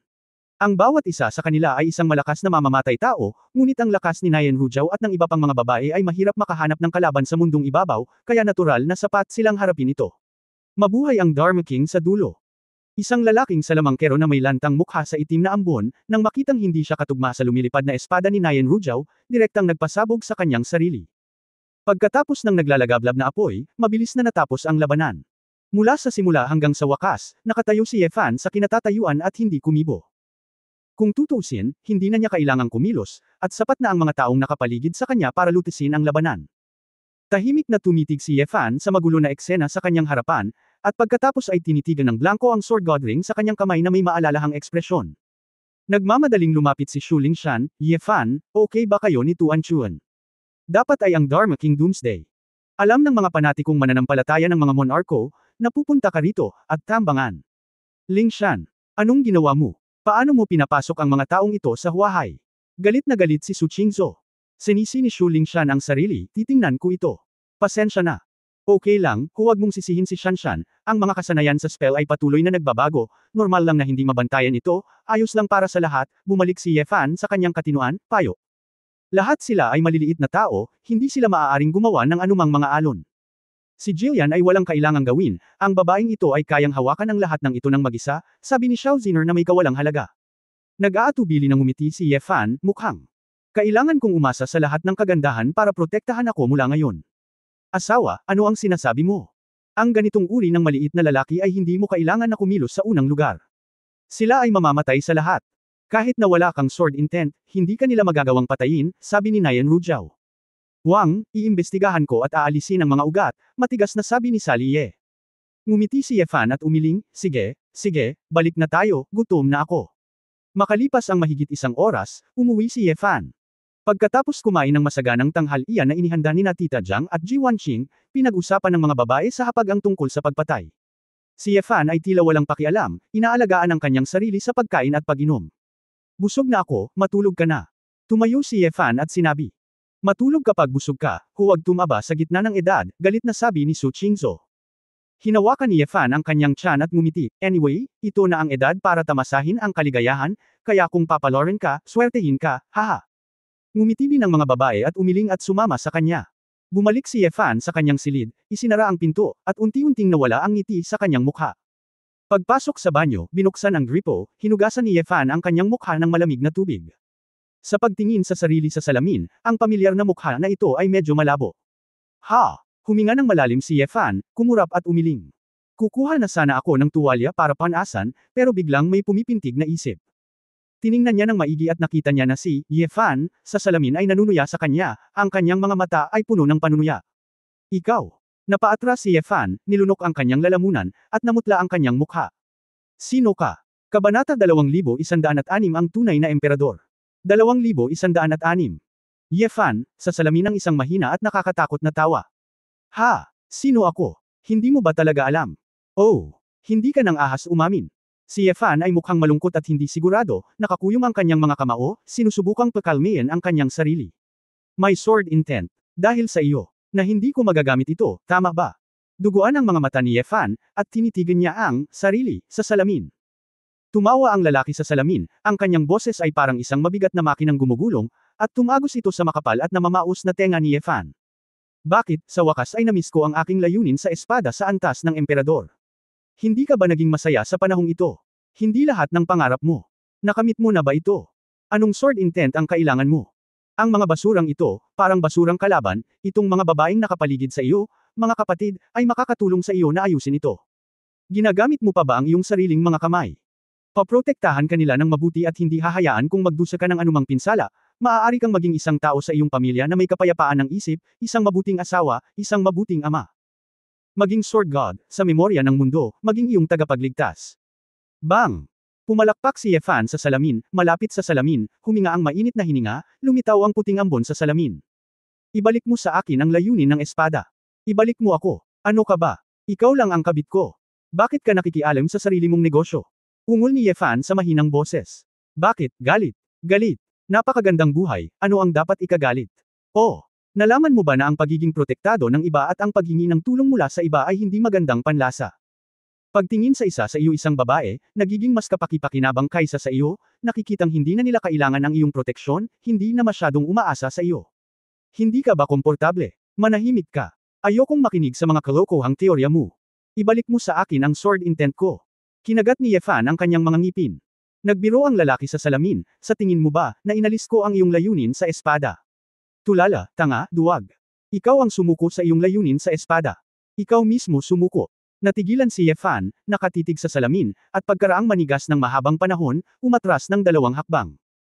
Ako, sarili ko. Paano naging posible? Bulong ni Yefan sa sarili, hindi makapaniwala. Tingnan mo kung paano ka nagmumukhang asong naulila, anong mga kwalifikasyon ang mayroon ka para magkaroon ng layunin ng espada sa antas ng emperador. Isang maginhawang buhay, isang masayang pamilya, walang pag-aalala na pagkain at damit, isang mapayapang buhay. Hindi mo kailangang pahirapan at linangin, hindi mo kailangang matakot, at hindi mo na kailangang mag-alala tungkol dito. Wala ng mga kaaway, wala ng mga nakatagong panganib. Walang dyablo na sumisira sa mundo, walang mundong nagninangas, walang mahihirap na nangangailangan ng iyong tulong. Ang iyong mga kapatid ay hindi nangangailangan ng iyong suporta, ang mga babaeng iyon ay hindi na mga plorera, lahat sila ay nag-iisa. Hindi ka kailangan ng mundong ito para protektahan ka, malaya ka, at magagawa mo ang ordinaryong buhay na gusto mo. Mula ngayon, kailangan mo na lang na patuloy na gamulong sa mga kababaihan, pakinggan silang nagseselos, hayaan silang bigyan ka ng mga anak, palakihin ang mga anak. Pagkatapos, sa hinaharap, maaari mong sabihin sa iyong mga anak na ang kanilang ama ay dating isang sword god, at dati ay may layunin sa antas ng emperador ng espada. Ngunit, nabubuhay siya para sa pangarap, upang maging isang masayahin at walang pakialam na tao, ibinigay ko ang aking espada. Tumahimik ka. Huwag mong sabihin. Huwag mong sabihin. Ang puso ni Yefan ay mabilis na tumibok, at isang hindi maipaliwanag na galit ang pinigilan sa kanyang dibdib, ngunit hindi ko alam kung paano ilalabas. Ngunit ang taong nasa salamin ay nagpakita ng walang awa na ekspresyon, isang haplos ng pagmamataas, at sinabing, huwag mong linlangan ang iyong sarili. Sa mundong ito, walang mas nakakakilala sa iyo kaysa sa akin. Ang gusto mo talaga ay isang grupo ng magkapatid na basura na magiging pabigat lang. Sa critical moments, mentally behind your back lang ang masuportahan mo, walang kwenta. Ang gusto mo ay isang grupo ng mga kababaihan na maglilingkod lamang sa iyo ng maayos at nangangailangan ng iyong proteksyon. Ang isang grupo ng mga tao ay maaari lamang tumingin hanggang sa iyong plorera kahit gaano pa nila subukan. Hindi mo gusto na pinuprotektahan ka, ayaw mong inaalagaan ka, ayaw mong tinutulungan ka. Mga magulang, asawa at anak na babae, kamag-anak at kaibigan. Hindi mahalaga. Ang pinakamahalaga sa iyo ay ang iyong sarili, at ang espada sa iyong kamay. Ordinaryo, komportable, masayang araw. Kaya mo bang kunin? Kapag nakakita ka ng isang master, ikaw ay magiging masigasig, at kapag nakakita ka ng isang mas mataas na kaharian, ikaw ay puno ng pananibik. Bakit mo lalabanan ng isang banal na digmaan na tila nawala? Bakit mo ipinipilit na mag-isa pumunta sa walang kamatayang tore? Bakit mo pinatay si Emperor Ming? Dahil mahilig ka sa pakikipagsapalaran, gusto mong hamanin ang mga limitasyon ng buhay at kamatayan, mahilig kang gumawa ng mga nakakabaliw na desisyon, at ikaw na nawawala ng isip ay ang tunay na ikaw.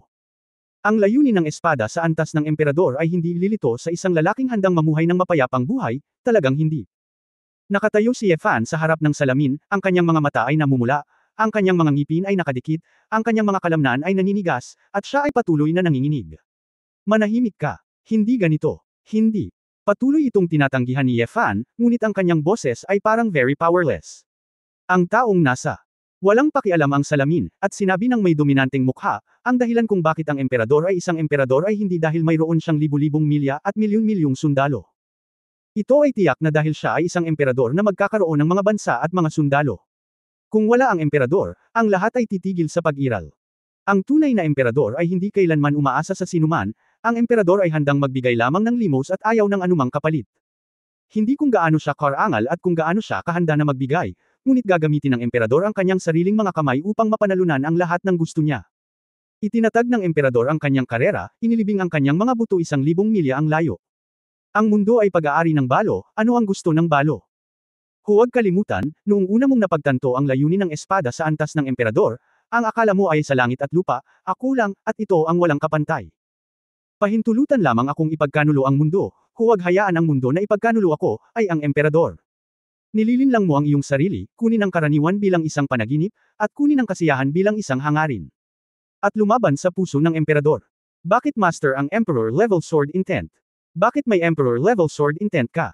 Bakit? Bang! Gatlang M. Binasag ni Yefan ang salamin gamit ang isang walang awa na kamao. Gatlang M. Umungol si Yefan, tumalikod at nagmamadaling lumabas ng balkonahe, tumalon sa damuhan.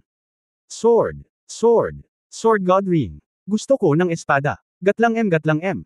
Si Yefan ay galit na sinubukang ipatawag ang espada, ngunit hindi tumugon ang singsing. Tumingin siya sa paligid, kumuha ng sanga, at iwinagayway ito sa damuhan, gustong magsagawa ng sinaunang espada. Gayunpaman, gumamit siya ng ilang sunod-sunod na galaw. Pagkatapos, ang mukha ni Yefan ay namutla, at siya ay tumayo ng matigas sa parehong lugar. Hindi ko magamit ang sinaunang espada sa disenteng paraan. Tanging ang hugis nito, hindi ang Diyos nito, hindi ito ang espada na dapat kong taglayin. Shuwei. Nakadapa si Yefan sa damuhan, ang hangin sa gabi ay umiihip sa kanyang mga pisngi, ang kanyang basang mukha ay sobrang lamig. Sa ikalawang palapag, narinig ni Su Qingzhou ang paggalaw at tumakbo sa silid, kung saan nakita niya ang banyong may nabasag na salamin, tumakbo muli sa balkonahe, at nakita ang lalaki na kinakawayan ang mga sanga ng galit na galit.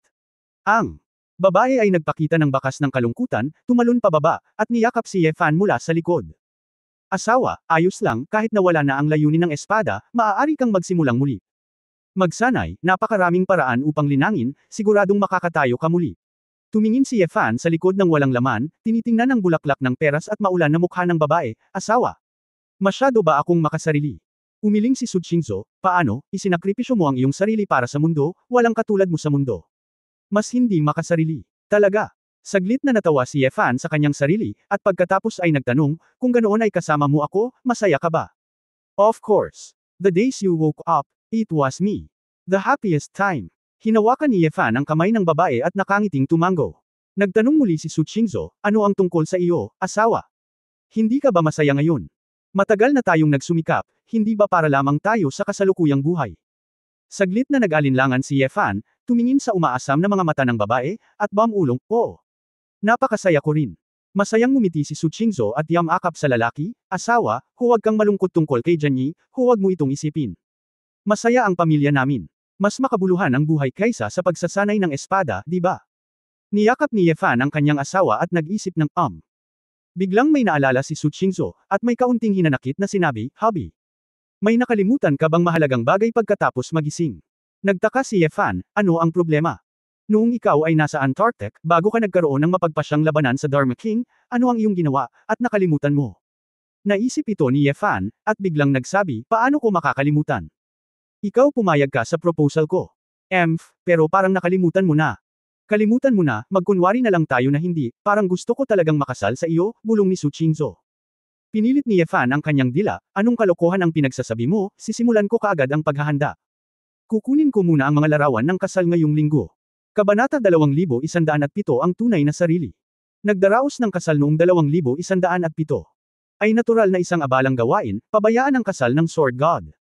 Mula nang ipahayag ni Yefan ang kaganapan, ang paghahanda para sa world-class na kasal na ito ay sinimulan na sa buong mundo sa magdamag. Ang hindi pa naganap na grand wedding scene, na orihinal na tumagal ng 2 buwan upang makumplito, at lahat ng uri ng mga kagamitan sa kasal, ay natapos lahat sa wala pang kalahating buwan. Ang lokasyon, na nakaayos sa Purgatory Island, ay isang lugar na puno ng kahulugan para kay Ye Fan. Totoo nga na ang kasal na ito ay mangyayari sa lalong madaling panahon, ngunit ang ibang mga babae ay halatang hindi masyadong komportable. Bagamat pinagpala sila, hindi maganda ang kanilang pakiramdam. Si Ye Fan ay natural na abala sa paglalaan ng oras upang pumunta sa lugar ng bawat babae upang aliwin siya. Saglit siyang naging abala kaya hindi na muling nagpakita ang nasa salamin. Sinubukan din ni Ye Fan ang lahat ng kanyang makakaya na kalimutan ang lahat ng mga salita ng taong nasa salamin, at nag-concentrate sa kasal nila ni Su Qingzhou. Nang makita niyang sinusubukan ni Su Qingzhou ang kanyang damit pangkasal, naglalakad palabas ng fitting room sa mansyon ni Master Eric, nakaramdam si Ye Fan ng kaligayahan sa loob, walang katulad na kasiyahan. Sa wakas, dumating ang araw ng kasal. Sa kalangitan sa itaas ng Purgatory Island, lumitaw ang isang transparent na particle shield sa pamamagitan ng kakayahan ni Princess Air. Gumagawa ito ng hindi mabilang na mga lobo na puno ng mga bulaklak na nakabitin sa hangin, na napakapanaginip. Sa labas ng kastilyo, ito ay pinalawak hanggang sa bayan, at ang pulang carpet ay natatakpan ng mga bulaklak. Ang mga bulaklak na ito ay espesyal na pinoproseso at hindi mababago kapag natapakan. Halos lahat ng world-class na mahahalagang tao, inimbitahan man o aktibong hiniling, ay dumating sa isla. Sa silid tulugan ng kastilyo, nakasuot si Ye Fan ng isang handmade suit na pinag-ukulan ng buhay ni Master Eric. Si Sally Ye, na nakasuot ng puting damit sa likod niya, ay tinulungan ang lalaki na ayusin ang mga bagay-bagay at nakangiting sinabi, "Congratulations, Wang, ang araw na ito ay sa wakas ay narito na." Ngumiti si Ye Fan at tinapik ang mga balikat ni Sally Ye, "Okay. Pupunta muna kayo ni Angel sa auditorium, at sasama ako sa panday at sa iba pa. Okay, you can call me anytime kung may kailangan ka." Tumanggo si Sally, tumalikod at lumabas ng kwarto. Sa kwarto, si Ye Fan na lang ang natitira. Maririnig sa labas ang masigasig na musika at maligayang pag-uusap. Gayunpaman, ang tahimik na hangin sa silid ay medyo nawala si Ye Fan saglit. Tahimik siyang tumingin sa klasikong baroque fitting mirror sa harap niya, tumingin sa lalaking nakasuot ng damit ng nobyo, at nagpakawala ng mahabang hininga. Ito ang kaligayahan na gusto ko. Paano mo maiintindihan? Bakit ang tagal mong hindi lumalabas? Alam mong walang kwenta ang magsalita ng kalokohan, sumuko ka na ba? Tumawa si Ye Fan, tumalikod, at nagplanong umalis sa silid. Sa sandaling ito, hindi sumunod ang figure sa salamin. Ye Fan, sa salamin ay nanunuya, puno ng panunuya, kahit isang peke ay makakapagbigay sa iyo ng kasiyahan, ano pa ang masasabi ko sa iyo? Biglang huminto si Ye Fan, lumingon, at tumingin sa salamin ang sarili, sa loob. Ikaw, kamusta ka? Nagulat si Ye Fan nang makitang ang imahe sa salamin ay talagang translucent, nagbabadya, na parang mawawala ito anumang oras. Napangiti ang nasa salamin, ngunit sa ngiti na ito, bukod pa sa kabalintunaan, may haplos ng panghihinayang, "Congratulations, natupad na ang pangarap mo." Kahit peke, tuwang-tuwa ka naman, haha. Malakas na hinawakan ni Ye Fan ang salamin, at sinabi sa malalim na tono, "Totoo at mali, sarili niyang iniisip lang iyon." Paano mo malalaman kung alin ang totoo at alin ang peke? Sino ang nakakaalam? Sa salamin inalis ng lalaki ang kanyang ngiti, na may suwail na tingin sa kanyang mukha, ang kanyang mga mata ay parang mga Diyos na minamaliit ang mundo. At least, alam ko kung sino sa sarili ko ang totoo. Nawala ang boses, at tuluyang nawala ang taong nasa salamin. Kumislap ang mga mata ni Ye Fan, at hinampos niya ng malakas ang salamin, "Lumabas ka. Lumabas ka. Hindi ko pa natatapos ang mga salita ko. Lumabas ka. Lumabas ka." Itinulak ang pinto, pumasok si Azazel, nakasimangot na tanong niya, "Boss, anong nangyari?" Natauhan si Ye Fan, binitawan ang salamin, itinuwid ang kwelyo, umiling at sinabing, "Hindi. Wala lang, tara na." Okay, nalilitong tumingin si Azazel sa basag na salamin, ngunit hindi na nagtanong pa. Habang naglalakad sa mahabang Flower Avenue, si Ye Fan, na sinamahan ng lahat mula sa inferno, ay ngumiti at kumaway sa mga panauhin mula sa iba't ibang panig ng mundo na dumating upang pagpalain siya. Sa daan, sa wakas ay nakarating ako sa repainted at dreamy auditorium ng Purgatory Island. Dahil kasal iyon ng Sword God, walang pari ang nagkaroon ng lakas ng loob na saksihan ang kasal. Sa makatuwid, sa mataas na plataporma ng kasalang ito, naroon lamang ang mga miyembro ng pamilya at matatanda ng dalawang partido. Tumayo si Ye Fan sa auditorium, nakatingin sa kumikinang na gate, naghihintay sa pagdating ng kanyang asawa. Sa isip niya, inaalala ang unang pagkakataon na nakilala niya ang kanyang nobyo pagkatapos pumirma ng isang kasunduan sa isang coffee shop, at pagkatapos noon paunti-unti, puno ng emosyon si Ye Fan. Emosyon. Sa tunog ng marcha ng kasal, si Su Qingzhou, na nakasuot ng damit pangkasal, sa wakas ay lumitaw sa pasukan ng auditorium. Ang hitsura ng babae ay agad na nagdulot ng mga tandang sa auditorium. Sa kumikinang na mga mata ng isang pares ng mga pagpapala, itinikom ni Su Qingzhou ang kanyang mapupulang labi, tiningnan ng lalaki ng malalim at matamis, at hakbang-hakbang na naglakad patungo sa lalaki. Nang makita ang kanyang asawa na patuloy na lumalapit sa kanya, si Yefan ay hindi namamalayan na nagsimulang uminit. Kinakapos na paghinga. Mahigpit na kinuyam ni Yefan ang kanyang mga kamay at sinubukang huwag isipin iyon, ngunit ang huling pangungusap ng taong nasa salamin ay patuloy na umaalingaw-ngaw sa kanyang isipan. At least, alam ko kung sino sa sarili ko. Ang totoo, ang totoo, ang totoo. Parang tunog ng kampana, na patuloy na umaalingaw-ngaw sa isip ni Yefan. Ang paghinga ni Yefan ay naging mas mabilis, at naramdaman niya ang pag-akyat ng dugo sa kanyang katawan. Kumukulo. Nang makitang lalakad na si Su Qingzhou sa harapan niya, biglang ibinato ni Yefan ang singsing na pangkasal sa kanyang kamay sa lupa. Wow! Bulalas ng lahat ng bisita at kaibigan sa auditorium. Si Su Qingzhou ay nakatitig ng walang laman sa lalaki, ang kanyang mga mata ay puno ng pagtataka, na may bakas ng pagkalito. Tumakbo si Yefan patungo sa entrance ng auditorium na parang nabaliw. Ang iyong kamahalan na Sword God. Boss, anong ginagawa mo? Hindi nakinig si Yefan sa boses ng mga tao. Nagmamadali siyang pumunta sa pinto at hindi na natinag sa pagtatakang mga mata ng napakaraming nanunood sa labas ng auditorium. Napabuntong hininga si Yefan, nakaharap sa langit, umuungal ng malakas, mali ka. Mali ka. Hindi mo ako pinag-uusapan. Ikaw lang yan. Parte ka lang sakin. Kung wala ako, walang ikaw. Palagi ka na lang magiging espada na ginagamit ko at idinidiin ko sa pinakamalalim na lugar. Isang espada. Nilikha ko at inutusan ko. Kaya, hindi mo na turn para turuan ako kung paano gawin ito. Hindi ka qualified para turuan ako ng leksyon. Ang tunay na emperador ay hindi nasisiyahan o ayaw maging mahinahon, ngunit hindi aaminin ang pagkatalo at hindi susuko. Wala akong pakialam kung ano ang totoo o kung ano ang mali, kung ito ay totoo o hindi sa panaginip, hindi ako aamin ng pagkatalo. Pagkatapos ng galit na Dagandong, tumawa si Yefan at mabilis na inikot ang kanyang ulo, humarap kay Su Qingzhou na puno ng dalamhati sa auditorium. Makinig ka, Su Qingzhou. Gusto kitang pakasalan, ngunit hindi dito. Gusto kong bigyan ka. Isang tunay na kasal. Sa lalong madaling panahon. Bumagsak ang boses ni Yefan, isang misteryoso, galit na marahas na puwersa, muling lumitaw sa kanyang isipan. Tila may isang uri ng natutulog na mabangis na hayop na nagising, at ito ay tulad ng dyablo sa kailaliman ng impyerno na ipinatawag. Isang apoy na napakaitim na tila nilalamon ang lahat, tumatama sa mga mata ni Yefan, nagninangas, at umaatungal.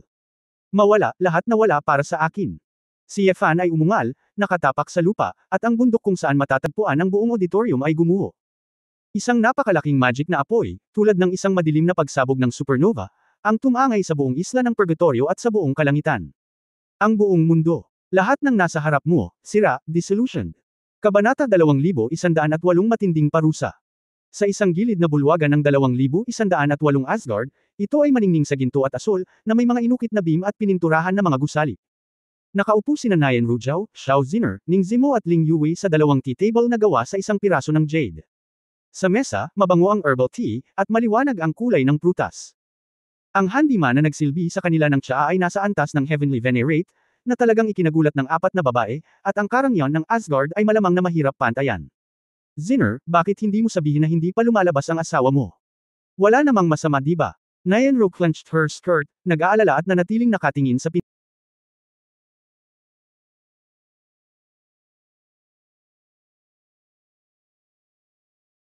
pinto. Who cares about him? Ang sarap mabugbog. Baliw na baliw siya pagbalik niya, gusto niyang ibagsak si Danciation sa isang iglap.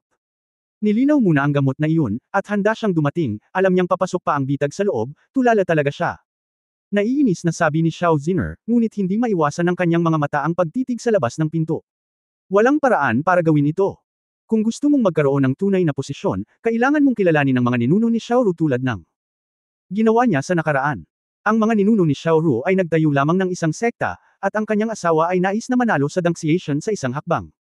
Kailangan niyang maging mas great strength and fame will do. Sa halip na puwersahang tanggalin ang paksayo ng Dan Qiyong at akitin ang kawalang kasiyahan mula sa buong Asgard, mas mabuting magkaroon ng respeto sa pamamagitan ng mga lehitimong paraan na ito, pagsusuri ni Ning Zimo.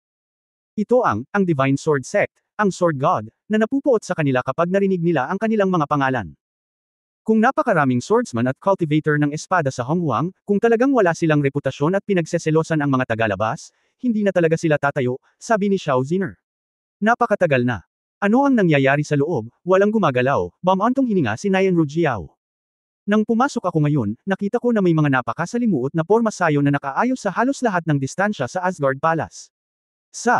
Ang banal na bulwagan, natatakot ako na mayroong isang napakalakas na porma sayo na nabiyayaan ng mga layer ng mga porma sayon. Kahit na. Kung madilim sa loob, wala kaming maramdaman. Napabuntong hininga si Ling Yue. Talaga, sabik na sabik ako. Hindi napigilan ni Xiao Ziner na tumayo, lalabas ako at magtatanong. Pagkakita nito, sabay-sabay na tumawa ang tatlo pang babae. Sinabi lang nila na wala silang pakialam sa mga lalaki, ngunit hindi sila makaupo. Ngunit habang naglalakad si Xiao Ziner sa pintuan, hinarang siya ni Shi Wen, isang disipulo ni Qin Sheng na nagbabantay sa pinto. Girl, maging ligtas ka at huwag maiinip, mahalaga si Asgard, hindi ka dapat gumalaw sa gusto mo, sabi ni Shi Wen na may magalang na ngiti. Anong nangyayari dyan? Hindi ko kayang tingnan. Si Xiao Ziner ay balisa. Ang santuwaryo ay dapat lamang pasukin ng malakas sa banal na kaharian, walang silbi ang pagpunta ng babae, nakangiting sabi ni Shi Wen. Sa mga sandaling ito, sa hindi kalayuan, biglang dumating ang isang handyman, bitbit ang katawan ng isang lalaki. Sa sandaling nakita ni Xiao Ziner ang eksenang ito, biglang nanliit ang isang pares ng magagandang mata, hindi. Napansin ng tatlong babae sa likod na may mali at nagmadaling pumunta sa pinto. Sa isang iglap, ang magagandang mukha ng mga babae ay namutla, at ang kanilang mga puso ay lumubog sa kailaliman. Asawa, ikaw fan. Hindi pinansin ang pagharang ni Shi Wen, ang apat na babae ay direktang sumugod sa malawak na koridor. Nang makita ito, casual na inihagis ng handyman ang katawan ni Ye Fan sa lupa. Ang taong ito ay nabigo sa pagtatasa ng tatlong santo, at ang katawan ay ipinasa na ngayon. Dapat mong alisin ang katawan na ito nang mabilis sa Asgard. Ibinagsak ni Naenro ang sarili sa lalaki, humihikbi at umiiyak sa kawalan ng pag-asa, asawa. Gumising ka. Ikaw, paano mo ito magagawa? Ngayon lang tayo nagkita muli. Woo! Ye Fan, huwag mo kaming takutin. Halika na. Bastard ka. Gumising ka agad. Patuloy na pinakinggan ni Ling Yue ang kanyang paghinga, ang kanyang tibok ng puso, at ang malakas na pagyanig sa lalaki, ngunit ito ay walang silbi. Napaupo si Ning Zimo na paralisado sa lupa, ang kanyang mukha ay mapula, ang kanyang mga mata ay pula, at siya ay nagngangalit ng kanyang mga ngipin. Itinaas niya ang kanyang ulo at tinanong si Shi Wen, sino ang pumatay sa kanya? May bakas ng kabalintunaan sa mga mata ni Shi Wen, kung titignan ang kanyang hitsura, dapat nasa gitna siya hindi na ako madyay gising sa lasing na panaginip ng inyong kamahalan Jiu Jiangxian. Gayunpaman, paano kung sabihin ko sa iyo? Bahala ka, gusto mo pa ba siyang ipaghiganti? Hehe, Diyos ng Espada, Divine Sword Sect, talagang mayabang at ignorante. Ang ganitong uri ng bagay sa nakalipas na ilang daang taon, marami na tayong nakitang mga karakter na may sariling kakayahan. Pinunasan ni Xiao Ziner ang mga luha sa kanyang mukha at biglang tumayo, anong ibig mong sabihin sa sarcasm? Bakit, hindi maintindihan ang wika ng tao? Pabirong sinabi ni Shi Wen, hayaan mong kunin ang bangkay na ito, lumabas ka, huwag mong dungisan ang banal na lupain ng Asgard. Humph, galit na tumawa si Xiao Ziner, sa wakas handang ipakita ang tunay mong kulay. Sabihin mo ang puso mo. Sa wakas walang pekeng ngiti. Ngayong patay na si Ye Fan at wala na ang tanging suporta para sa apat na babae, halatang hindi na magalang si Shi Wen gaya ng dati. Bumaba ang mukha ni Shi Wen, ako ay isang disipulo ni Saint Qin, ano ba kayo, umalis kayo sa Asgard kasama ang bangkay na ito. Aalis na ang dalagang ito, at kailangan niyang sunugin ang Asgard na ito bago umalis. Xiao Ziner wala akong pakialam sa kahit ano, ang pulang lotus ay sumunog ng dugo sa isang iglap, ang apoy ng phoenix ay sumabog, at ang isang gintong gulong ay inindayog patungo kay Shi Wen ng malapitan. Umatras si Shi Wen, at agad na nagpatawag ng asul na tubig na gukon sa kanyang kamay. Sa isang kamay, isang alon ng Heavenly Emperor level True Essence ang lumabas. Nagsalpukan ng apoy at tubig, na gumawa ng malakas na pagsabog sa mismong koridor. Kung hindi dahil sa napakalakas ni Asgard, ang isang suntok lang na ito ay sapat na para wasakin ang mga nakapalibot na gusali sa lupa. Bagamat kayang labanan ni Xiao Ziner ang Heavenly Emperor sa pamamagitan ng pagsunog ng dugo, si Shi Wen ay pagkatapos ng lahat ay isang disipulo ni Sage Qin na may malalim na paglilinang. Ziner, huwag kang impulsive. Niyakap ni Ling Yue si Xiao Ziner mula sa likod at umiyak, itapon natin si Ye Fan. Humanap ng paraan para mailigtas siya. May temperatura pa ang katawan niya, baka may tulong. Wala na ang pintig ng puso. Wala na ang galit. Hindi ba alam ng Three Saints Association kung patay na sila? Tanong ni Xiao Ziner habang umiiyak. Sa sandaling ito, ang mga puso ng mga batang babae ay tumalon ng husto. Dose-dosenang pamimilit lang ang naramdaman nila na nagpapalpitate sa kanila, lumilitaw sa Asgard. Gusto ni Teacher Wen na turuan ng leksyon si Xiao Ziner, ngunit nang may napansin siya, mabilis niyang iniligpit ang piano, at magalang na tumango patungo sa daanan sa atrium sa labas ng koridor. Sunod-sunod ding lumuhad ang ilan sa mga abalang katulong sa Asgard. Nakita ko ang tatlong santo na sina Philips, Ji Wen, at Kap Mo Ting, kasama ang higit sa 20 iba pang Holy Realm powerhouses, na lumabas sa templo at naglakad patungo sa direksyon sa labas ng Asgard. Magsisimula na ang pangangaral ng Asgard. Master Wen, ano ang nangyari ngayon? Hindi mo masyadong naiintindihan ang mga patakaran. Napahinto si Ji Wen at nakakunot ang noo niyang tanong. Halatang nakakuha ng atensyon ng mga santo ang away na ngayon lang. Mukhang kinakabahan si Shi Wen, at mabilis na sumagot, Guro, ang mga babaeng ito ang hindi alam kung ano ang gagawin, kaya umalis sila kasama ang mga bangkay, ngunit kailangan nilang makipaglaban sa kanilang mga disipulo. Asgard Holy Land, ito ba ay isang lugar para sa iyo na maging palpak? Itong ilang babaeng magsasaka na hindi marunong bumangon ay dapat maparusahan ng husto. Kung wala kang opinyon, haharapin sila ni Huamo, at walang gulo. Isang kutis ang maputi ang balat, nakasuot ng makukulay na damit at mga korona ng jade, ang mukhang pinong powerhouse ng Saint Realm, ay tumingin sa apat na babae sa oras na ito, na may sakam na tingin sa kanyang mga mata. Iyong kamahalan Huasheng, sigurado ka bang pinarurusahan mo ng malubha? Hindi ito inilalagay sa iyong 100 Flowers Pavilion, bilang iyong koleksyon. Tumawa ng masama si Yao Weixian. Binuksan ni Huasheng ang folding fan at marahang niyugyug. Bakit? Kailangan mo ba ng babaeng cultivator para tumulong sa pagsunog sa alchemy room ni Your Excellency Dan Sheng? Haha! Hindi totoo yan, Your Excellency Huasheng, please, walang pakialam na sabi ni Yao Wei. Hindi umimik si Huasheng, at kahit papaano ay may lumitaw na matingkad na kulay na bulaklak sa kanyang kamay, at ang mga talulot ay nagkalat at direktang lumipad patungo sa apat na babae. Kabanata 2109 na kadiliman. 2109. Matapos lumipas ang kakaibang halimuyak, nakoma sina Ling Yue, Nayan Rujao at Ning Zimo bago sila makapag-react. Nakaramdam ng pananakit si Xiao Ziner sa kanyang ulo, ngunit nanatili siyang gising ni Feng Han, at nagtanong ang babae na may galit sa kanyang mga mata, ikaw. Anong gusto mong gawin? Ang mga mata ni Huasheng ay puno ng pagdududa. Kaagad, nagkaroon ng pahiwatig ng kagalakan, hindi ko pinansin, mayroon talagang isang Phoenix Girl. Ito ay isang hindi inaasahang ani. Isang malabong asol na bulaklak ang muling lumitaw sa kanyang harapan, halatang nagbabalak na magreseta ng tamang gamot. Nang ipagpapatuloy ni Huasheng ang kanyang pagbaril, isang kamay ang hamarang sa kanya sa tabi niya. Hoy, kapatid na Hua, bigyan mo ng isang tiyak na mukha ang tasa, at hayaan ang mga babaeng madre na ito. Si Jiu Jiangxian ang nagpatigil sa kanya. Bahagyang nadismaya si Huasheng at sinabing, Brother Cop, bakit mo pinapahalagahan ang gayong maliit na bagay? Huminto si Cop Mo sa pagtingin kay Ye Fan na nakahandusay sa lupa na may bakas ng panghihinayang, bagaman ito ay medyo mayabang, ito ay isang layunin ng espada sa antas ng emperador. Ang Escrimador ay isang bihira at kagalang-galang na kalaban. Kung patay na ang lahat, hayaan mo na lang ang kanyang manugang na babae, o may ilang tao na makakakita sa kanya. Haha, parang may simpatiya pa si Kuya Cop sa isa't isa, sayang naman at hindi alam ng batang ito ang mabuti at masama kaya marami muna siyang kalokohan, masayang sabi ng may balbas. Brother Huasheng, dahil sinabi ni Brother Cop, iligtas natin ang mukha, hindi masama ang iyong Baihua Pavilion para sa apat na babaeng ito, sabi ng malaking kalbong Beast Saint. Bagamat ayaw ni Huasheng, ngunit hindi niya mapabulaanan ang kanyang mukha ngayon, kaya tumango siya at sinabing, dahil si Jiu Jiangxian ay humarap, si Huamo ay natural na makikinig sa isang pangungusap, kaya hayaan mo na sila. Sa katunayan, para kay Huasheng, hindi mahirap na palihim na humanap ng pagkakataong mag-shoot, at hindi na kailangang gumawa ng gulo sa Jiu Jiangxian. Nang marinig ni Xiao Ziner na ang malais scholar na lalaking ito ay si Jiu Jiangxian, ang pumatay kay Ye Fan, hindi niya maiwasang magpakita ng panginginig sa kanyang mga mata. Gayunpaman, hindi ito pinansin ni Bei Moting at sinenyasan si Shi Wen, hayaan mo sila, ang missionary conference, huwag kang magbiro. Magalang na tumango si Shi Wen, oo, kamahalan Jiu Jiangxian. Ang lahat ng mga santo ay masyadong tamad upang bigyang pansin si Xiao Ziner at mga anak na babae, at patuloy na lumabas upang makipagkita sa mga kinatawan ng mga angkan at pamilyang iyon. Si Shi Wen ay muling nagpakita ng mapanuksong panunuya sa oras na ito, maswerte ka, nang ahas kang maging mayabang sa Asgard, ngunit ito ay parusang kamatayan. Kung hindi ka hinarang ng inyong kamahalan Jiu Jiangxian, dinala ka na sana ni Huasheng sa Taishushan. Maging flower slave ka niya. Tiningnan siya ni Xiao Ziner ng manhid, anong nangyari sa mga kapatid ko? Anong lason ang nakuha nila? Ang lason ng bulaklak na santo ay lahat ng uri ng kakaiba, paano ko nalaman na ito ay?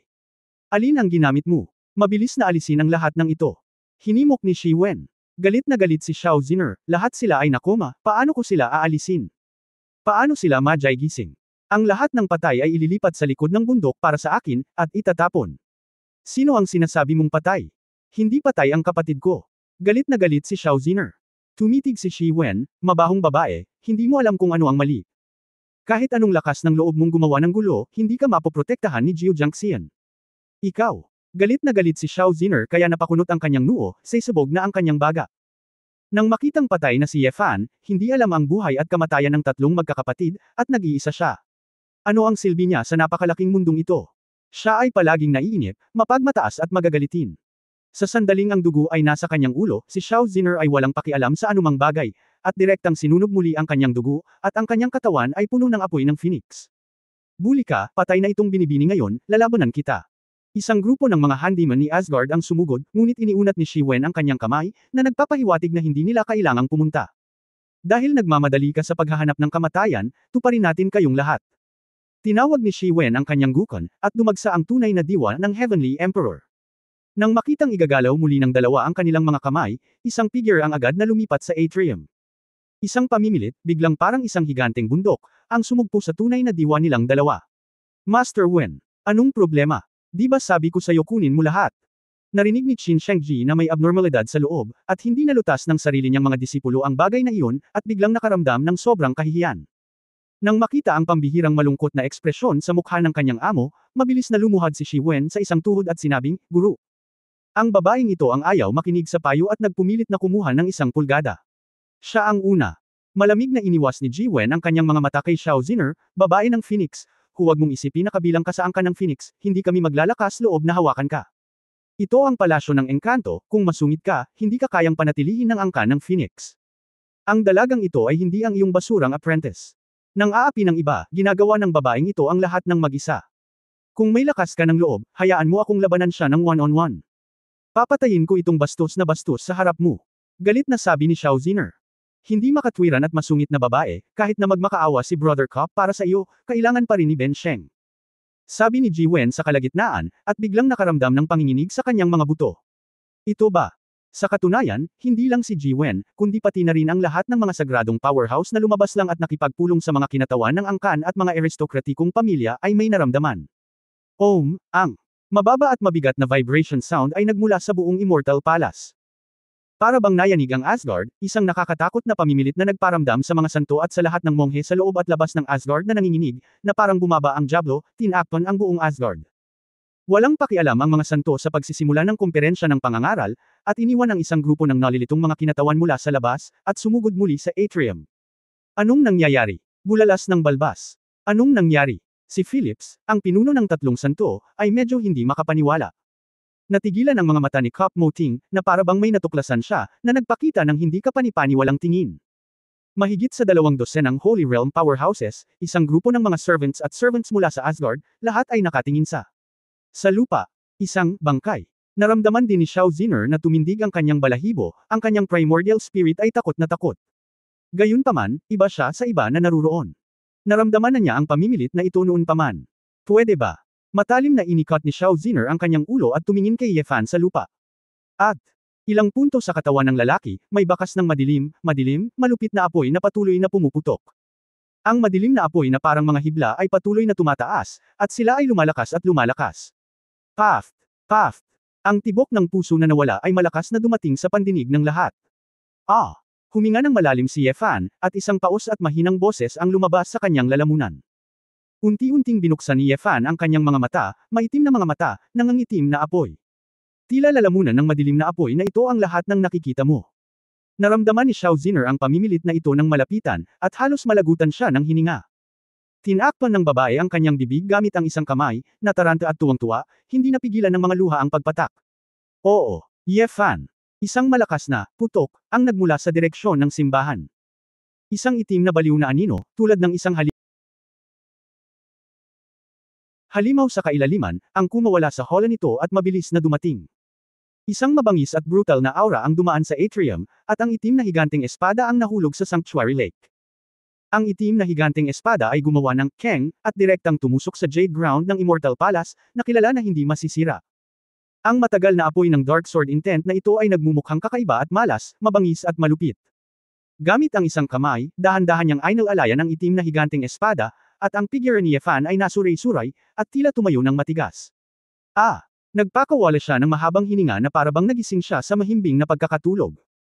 Pagkatapos, hinawakan ni Ye Fan ang espada gamit ang isang kamay at hinawakan ang kanyang buhok gamit ang isa pa, gaano katagal akong nakatulog. Gayunpaman, kahit na tila hindi siya makatayo sa oras na ito, ang lahat ng nasa eksena ay nakondensed na sa yelo. Walang nang ahas na sagutin ang tanong niya ng madali. Kabanata 2110 mga Diyos at Demonyo. 2110. Natagpuan ni Ye Fan na tahimik ang paligid, at pagkatapos suriin ang eksena sa harap niya, napansin niyang wala na siya sa simbahan. Nang bumagsak ang kanyang mga mata sa tatlong babaeng na comatose sa lupa, ang maitim na apoy sa katawan ni Ye Fan ay tila nagliyab habang nanginginig ang kanyang isip. Isang Jiao. Ninger. Weiwei. Paano? Ye Fan. Ye Fan, okay ka lang ba? Tanong ni Xiao Ziner, na nasa tabi niya, na may sigaw ng pagkabalisa at pagtataka. Ziner. Anong problema? Anong nangyayari? Sumimangot si Ye Fan, mahina ang kanyang boses, at medyo mahirap ang kanyang mga salita. Naramdaman niya ang paghiwa-hiwalay ng ulo sa kanyang ulo, at nang siya ay gumaling, isang baliw at brutal na kamalayan ang nagdulot sa kanyang nalilito, matino ay mahirap mapanatili. Nakita na ni Xiao Ziner ang estado ni Ye Fan noon, kaya hindi siya nang ahas na sumugod, at sumigaw sa galit at hinaing, sabi nila patay ka na. Hindi ka na madyay gising muli. Ang lalaking iyon na tinatawag na Hua Sheng, iniisip pa rin kung anong klaseng mga alipin ng bulaklak ang dinadala natin. Si Jillian at ang iba pa ay pinatay niya. Sa sandaling lumabas ang mga salitang ito, si Hua Sheng, na nakatayo sa gitna ng mga makapangyarihang tao sa banal na kaharian, ay agad na namutla. Paano posible? Paano ka pa mabubuhay pagkatapos na lasing at managinip ng kamatayan? Tumingin si Hua Sheng kay Kop Mo Ting na may kaunting gulat sa kanyang mga mata. Ang iba pang mga santo ay isa-isang tumingin kay Jiu Jiangxian na hindi maintindihan. Ngayon lang, halatang patay na si Ye Fan, at lahat ng nasa harapan nila ay nalampasan ang kanilang kaalaman. Komplikado ang ekspresyon ni Kop Mo Ing, ngunit kumpara sa kaba ng karamihan ng ibang tao, may bakas ng pananibik at pag-usisa sa kanyang mga mata. Bagamat naramdaman ni Ye Fan na malabo ang kanyang kamalayan, malinaw pa ring pumasok sa kanya ang mga salita ng babae. Nasa isip. Hindi ko alam kung bakit, halatang sumasakit ang ulo niya, at medyo hindi makontrol ang isip niya, pero sa mga oras na ito, sobrang sensitive ng senses niya.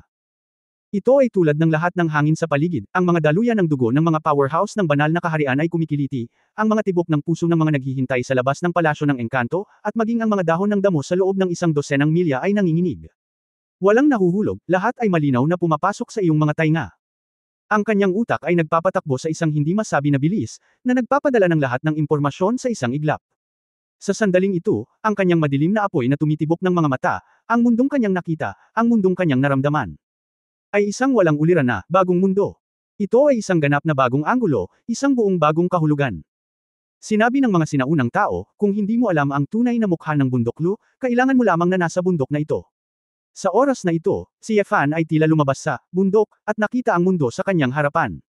Kaya, ang mundo sa iyong paningin, ay ganito. Tila bamulong si Ye Fan sa kanyang sarili, at hindi alam ng mga tagalabas kung sino ang kanyang kausap. Si Ye Fan lang ang nakakaalam na sa unang pagkakataon, sa wakas ay nakita niya ang mundong nakita ng Purgatorio Sword Demon, sa ilalim ng kondisyon ng kamalayan. Ang mga tao sa iba't ibang larangan ay may iba't ibang pananaw sa mundo. Kung paanong ang mundo sa mata ng isang bata ay tiyak na naiiba sa mundo sa mata ng isang may sapat na gulang. Ang normal na estado ni Ye Fan at ang Purgatory Sword Demon State, ang mundong nakikita niya at lahat ng nararamdaman niya ay iba. Ang ganitong uri ng pangitain na tumitingin sa mga karaniwang tao, tumitingin sa mundo, tinatreto ang buhay ng lahat na parang mastasa, ay ligaw at walang takot, tulad ng isang demonyo, ay isang bagay na hindi pa nararanasan ni Ye Fan. Sa mata ng Sword Demon, ang grupo ng mga makapangyarihang tao sa banal na kaharian na nasa harapan nila ay isang grupo lamang ng enerhiya, malakas at mahina, at wala itong pinagkaiba sa mga bundok na iyon, ligaw na halaman, reptilya at hayop. At hanggat ang enerhiya ay mas malakas, maaari itong makaakit ng atensyon at gawing mas interesado ang espadang demonyo sa pagsira. Ang ilang masalimuot na bagay ay naging napakasimple at prangka, at ang ilang bagay na hindi naiintindihan ay naging malinaw sa isang sulyap. Natuwa si Ye Fan saglit, pagkatapos ay muling itinaas ang kanyang ulo, nagbago ang kanyang ekspresyon. May mapagmataas na ngiti sa gilid ng kanyang bibig, at tila kinakausap niya ang kanyang sarili, at nagtanong sa mahina at namamaos na boses, paano? Hindi ba mas masarap? Sa tabi niya ay medyo natigilan si Xiao Ziner, hindi niya maintindihan, bakit ngayon lang siya kinakausap ni Ye Fan. Og. Tinakpan ni Ye Fan ang kanyang ulo gamit ang isang kamay, nanginginig ang buong katawan, nagngangalit ang kanyang mga ngipin, dam. Magtapat ka sa akin. Biglang napagtanto ni Ye Fan na bagamat naranasan niya ang panaginip na ito, marami siyang natutunan, at ang kanyang estado ng pag-iisip, ang Sword Intent ay lubos na napabuti, ngunit hindi ito sapat para ganap na makontrol ang Purgatory Sword Demon. Kahit na ang Purgatory Sword Demon ay isang uri lamang ng Sword Intent na naiintindihan niya, ang ganitong uri ng Sword Intent ay hindi isang ordinaryong Sword Intent. Ang Sword Demon, sa pinakamalalim na bahagi ng kanyang puso, ay isang napakadilim at marahas na condensate ng lahat ng masasamang kaisipan, negatibong emosyon, kabilang ang mga panloob na demonyo. Noong nakaraan, hindi kailanman naintindihan ni Ye Fan kung bakit ang Purgatory Sword Demon ay mas malakas kaysa sa ibang layunin ng espada. Hanggang sa mga panahong ito ay unti-unti niyang napagtanto. Hindi sa partikular na lalakas ang Purgatory Sword Demon, ngunit sa estado lamang ng Purgatory Sword Demon ay maaari niyang gamitin ang kapangyarihan ng kanyang kasalukuyang Emperor level na Sword Intent hanggang sa limitasyon. Ang karaniwang Yefan ay tila may dalang bundok na may espada. Ang Sword Demon, sa kabilang banda, ay ibinaba ang lahat ng mabibigat na tuktok ng bundok sa kanyang katawan, nang walang anumang pag-aalala, uhaw sa dugo na pagpatay. Siyempre, hindi mo kailangang maging demonyo para magamit ang buong kapangyarihan ng layunin ng espada sa antas ng emperador. Ito ay walang iba kundi ang sariling estado ng pag-iisip at masining na paglilihi ni Yefan, na hindi kailanman nagawang tumugma sa kanyang layunin sa espada.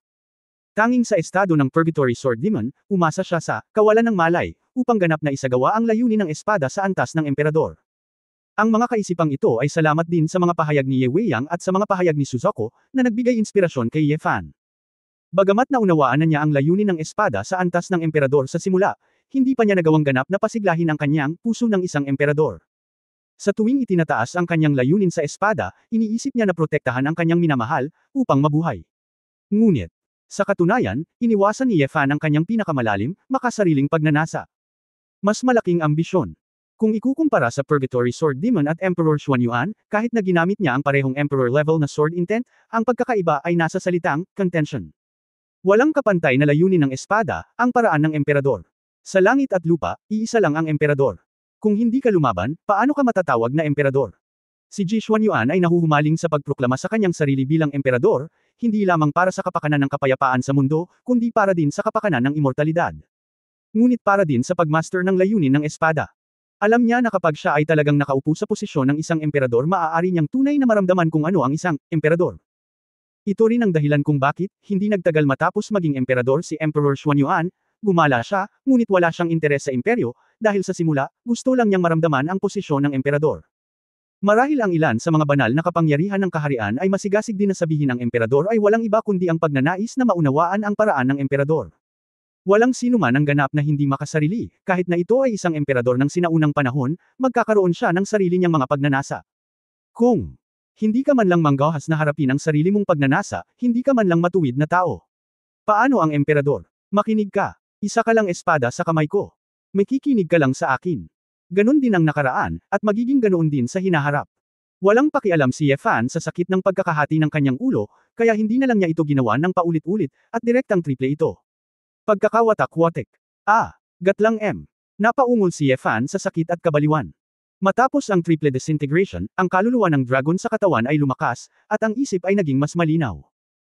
Kahit na ang Purgatory Sword Demon ang pinakamalakas niyang panig sa ngayon, bahagi lamang ito ng kanyang personalidad at sword intent, isang sword intent trick, hindi isang independenteng kaluluwa at personalidad. Kung wala si Yefan, walang Sword Demon. Sa tahasang pananalita, si Yefan ay nagpapasya ng tama at mali sa isang pag-iisip. Hanggat hindi pipiliin ni Yefan na ganap na ay demonyo ang kanyang sarili, hindi maaaring, ng agaw ng kapangyarihan, ang Sword Demon. Ito rin ang dahilan kung bakit kayang pigilan ito ni Yefan sa pinakamalalim na bahagi ng kanyang puso. Ito, anong nangyayari sa batang ito? Nagtatakang tanong ng balbas na lalaki. Mukhang nahulog siya sa sarili niyang demonyo, kinakausap ang sarili niya, parang baliw. Nakasimangot si Philips. Bagamat maraming iniisip si Yefan, marami na siyang ginawang pagsusumikap upang sugpuin ang Purgatory Sword Demon. Gayunpaman, sa mata ng mga tagalabas, 10 segundo lang ang nasa harapan nila. Nakita ito ni Hua Sheng, nanlamig ang kanyang mukha, at nagsabi, ang anak na ito ay puno ng bangis at kalupitan, ang pag-iiwan ay dapat na isang demonyo sa paraiso, mas mabuting alisin na siya ngayon. Nang makita si Yefan na nanginginig ang buong katawan, tila hindi siya makatayo, naramdaman ni Hua Sheng na ito lang ang kanyang pagkakataon. Kung hindi, base sa pamimilit na nararamdaman niya sa mga sandaling ito, alam niyang paggising niya, malamang hindi siya kalaban. Valley Soul Eater. Si Hua Sheng ay hindi tanga. Mula sa labanan sa pagitan ni Yefan at Jiu Janxian, alam niya na mahina ang primordial spirit ni Yefan, at agad niyang ipinakita ang kanyang ultimate move para magpakadalubhasa sa primordial spirit. Ang ilan sa mga malalakas na tao sa banal na kaharian sa tabi nila ay sumimangot, ang ilan ay nag-alinlangan, ngunit walang pumipigil sa kanila ng padalos-dalos. Pagkatapos ng lahat, wala silang mahanap na dahilan para pigilan sila. Sinamantala ko lang ang pagkakataong ito upang makita kung ano ang nangyayari kay Yefan, kung ito ay mababaw lamang, o talagang nakakatakot ito gaya ng pamimilit. Nakita ko ang folding fan ni Hua Sheng, at ang atrium ay agad na nakakuha ng magulong kapangyarihan, yung Senador Dark Blue-Purple na malalaking bulaklak ay biglang lumitaw. Namulaklak ang mukhang mapangarapon na Soul Eater, na nagpakita ng malahalimaw na dagwang bibig. Isang sipol lamang ng maulap na hangin ang maririnig, at ang Soul Eater Flower ay direktang lumapit kay Ye Fan. Ye Fan, mag-ingat ka. Gatlang M. Si Xiao Ziner sa gilid ay hindi man lang makalapit. Buong lakas na umatake si Hua Sheng. Hindi kaya siya ay isang makalangit na hari na makakapidyaw sa kanya. Ibinababa ni Ye Fan ang kanyang ulo, humihingal, na parang hindi niya napansin na pinatay siya ni Hua Sheng. Ngunit sa sandaling dumating ang napakalaking bibig ng dugo ng Soul Eater sa harap ni Ye Fan. Bang! Kumaway ang kaliwang braso ni Ye Fan sa hangin, at ang brasong nakabalot ng itim na Flame Sword Intent ay direktang sinunog at ginutay-guti ang malaking Soul Eater. Parang nakarinig ng ungol ng Soul Eater, nabigo na ang tila mabangis na ultimate move ng Holy Land. Ibinuka ni Hua Sheng ang kanyang bibig, nanginginig ang pamaypay sa kanyang kamay, ito. Paano ito posible? Nagbago lahat ng kulay ang mga powerhouse sa banal na kaharian. Dahil matatawag na banal si Hua Sheng, kinikilala ang kanyang likas na lakas. Bagamat nahulaan na nila na maaaring hindi nila matulungan si Ye Fan, hindi nila inaasahan na ang gayong pamatay na hakbang ay madudurog ng ganoon kadali. Hu Chi, Hu Chi. Napabuntong hininga si Ye Fan at itinaas ang kanyang ulo. Sa sandaling ito, biglang natuklasan ng lahat na ang orihinal na pares ng mga mata ni Ye Fan na pumipintig ng madilim na apoy ay nagbago. Bagamat ang isang kaliwang mata ay pumuputok pa rin ng itim na apoy, ang isa pang kanang mata ay nakabawi sa isang gintong apoy. Kasabay nito, ang itim na apoy sa katawan ni Ye Fan ay unti-unting nag-iiwan lamang ng kanyang kaliwang kamay na nasusunog, at ang ibang bahagi ng kanyang katawan ay nasakop na ng gintong apoy. Keng! Ang itim na apoy ni Ye Fan na nagninangas sa kaliwang braso, ay hilahin ang itim na greatsword mula sa jade. Itim na apoy, mabilis na binalot ang buong itim na espada. Si Xiao Ziner ang pinakamalapit at naramdaman ang pinakatotoo. Naramdaman ng isang babae na ang dalawang kulay ng apoy na tumatama sa katawan ng lalaki sa parehong oras, ang isa ay pumupuno sa puso ng liwanag at init, habang ang isa naman ay nagpapalungkot at nakakatakot sa mga tao. Tulad ng isang gintong Diyos, ngunit may braso ng Diablo at isang higanteng espada ng Diablo. Pagtatapos ng kabanatang ito. For more updates, click on the notification bell.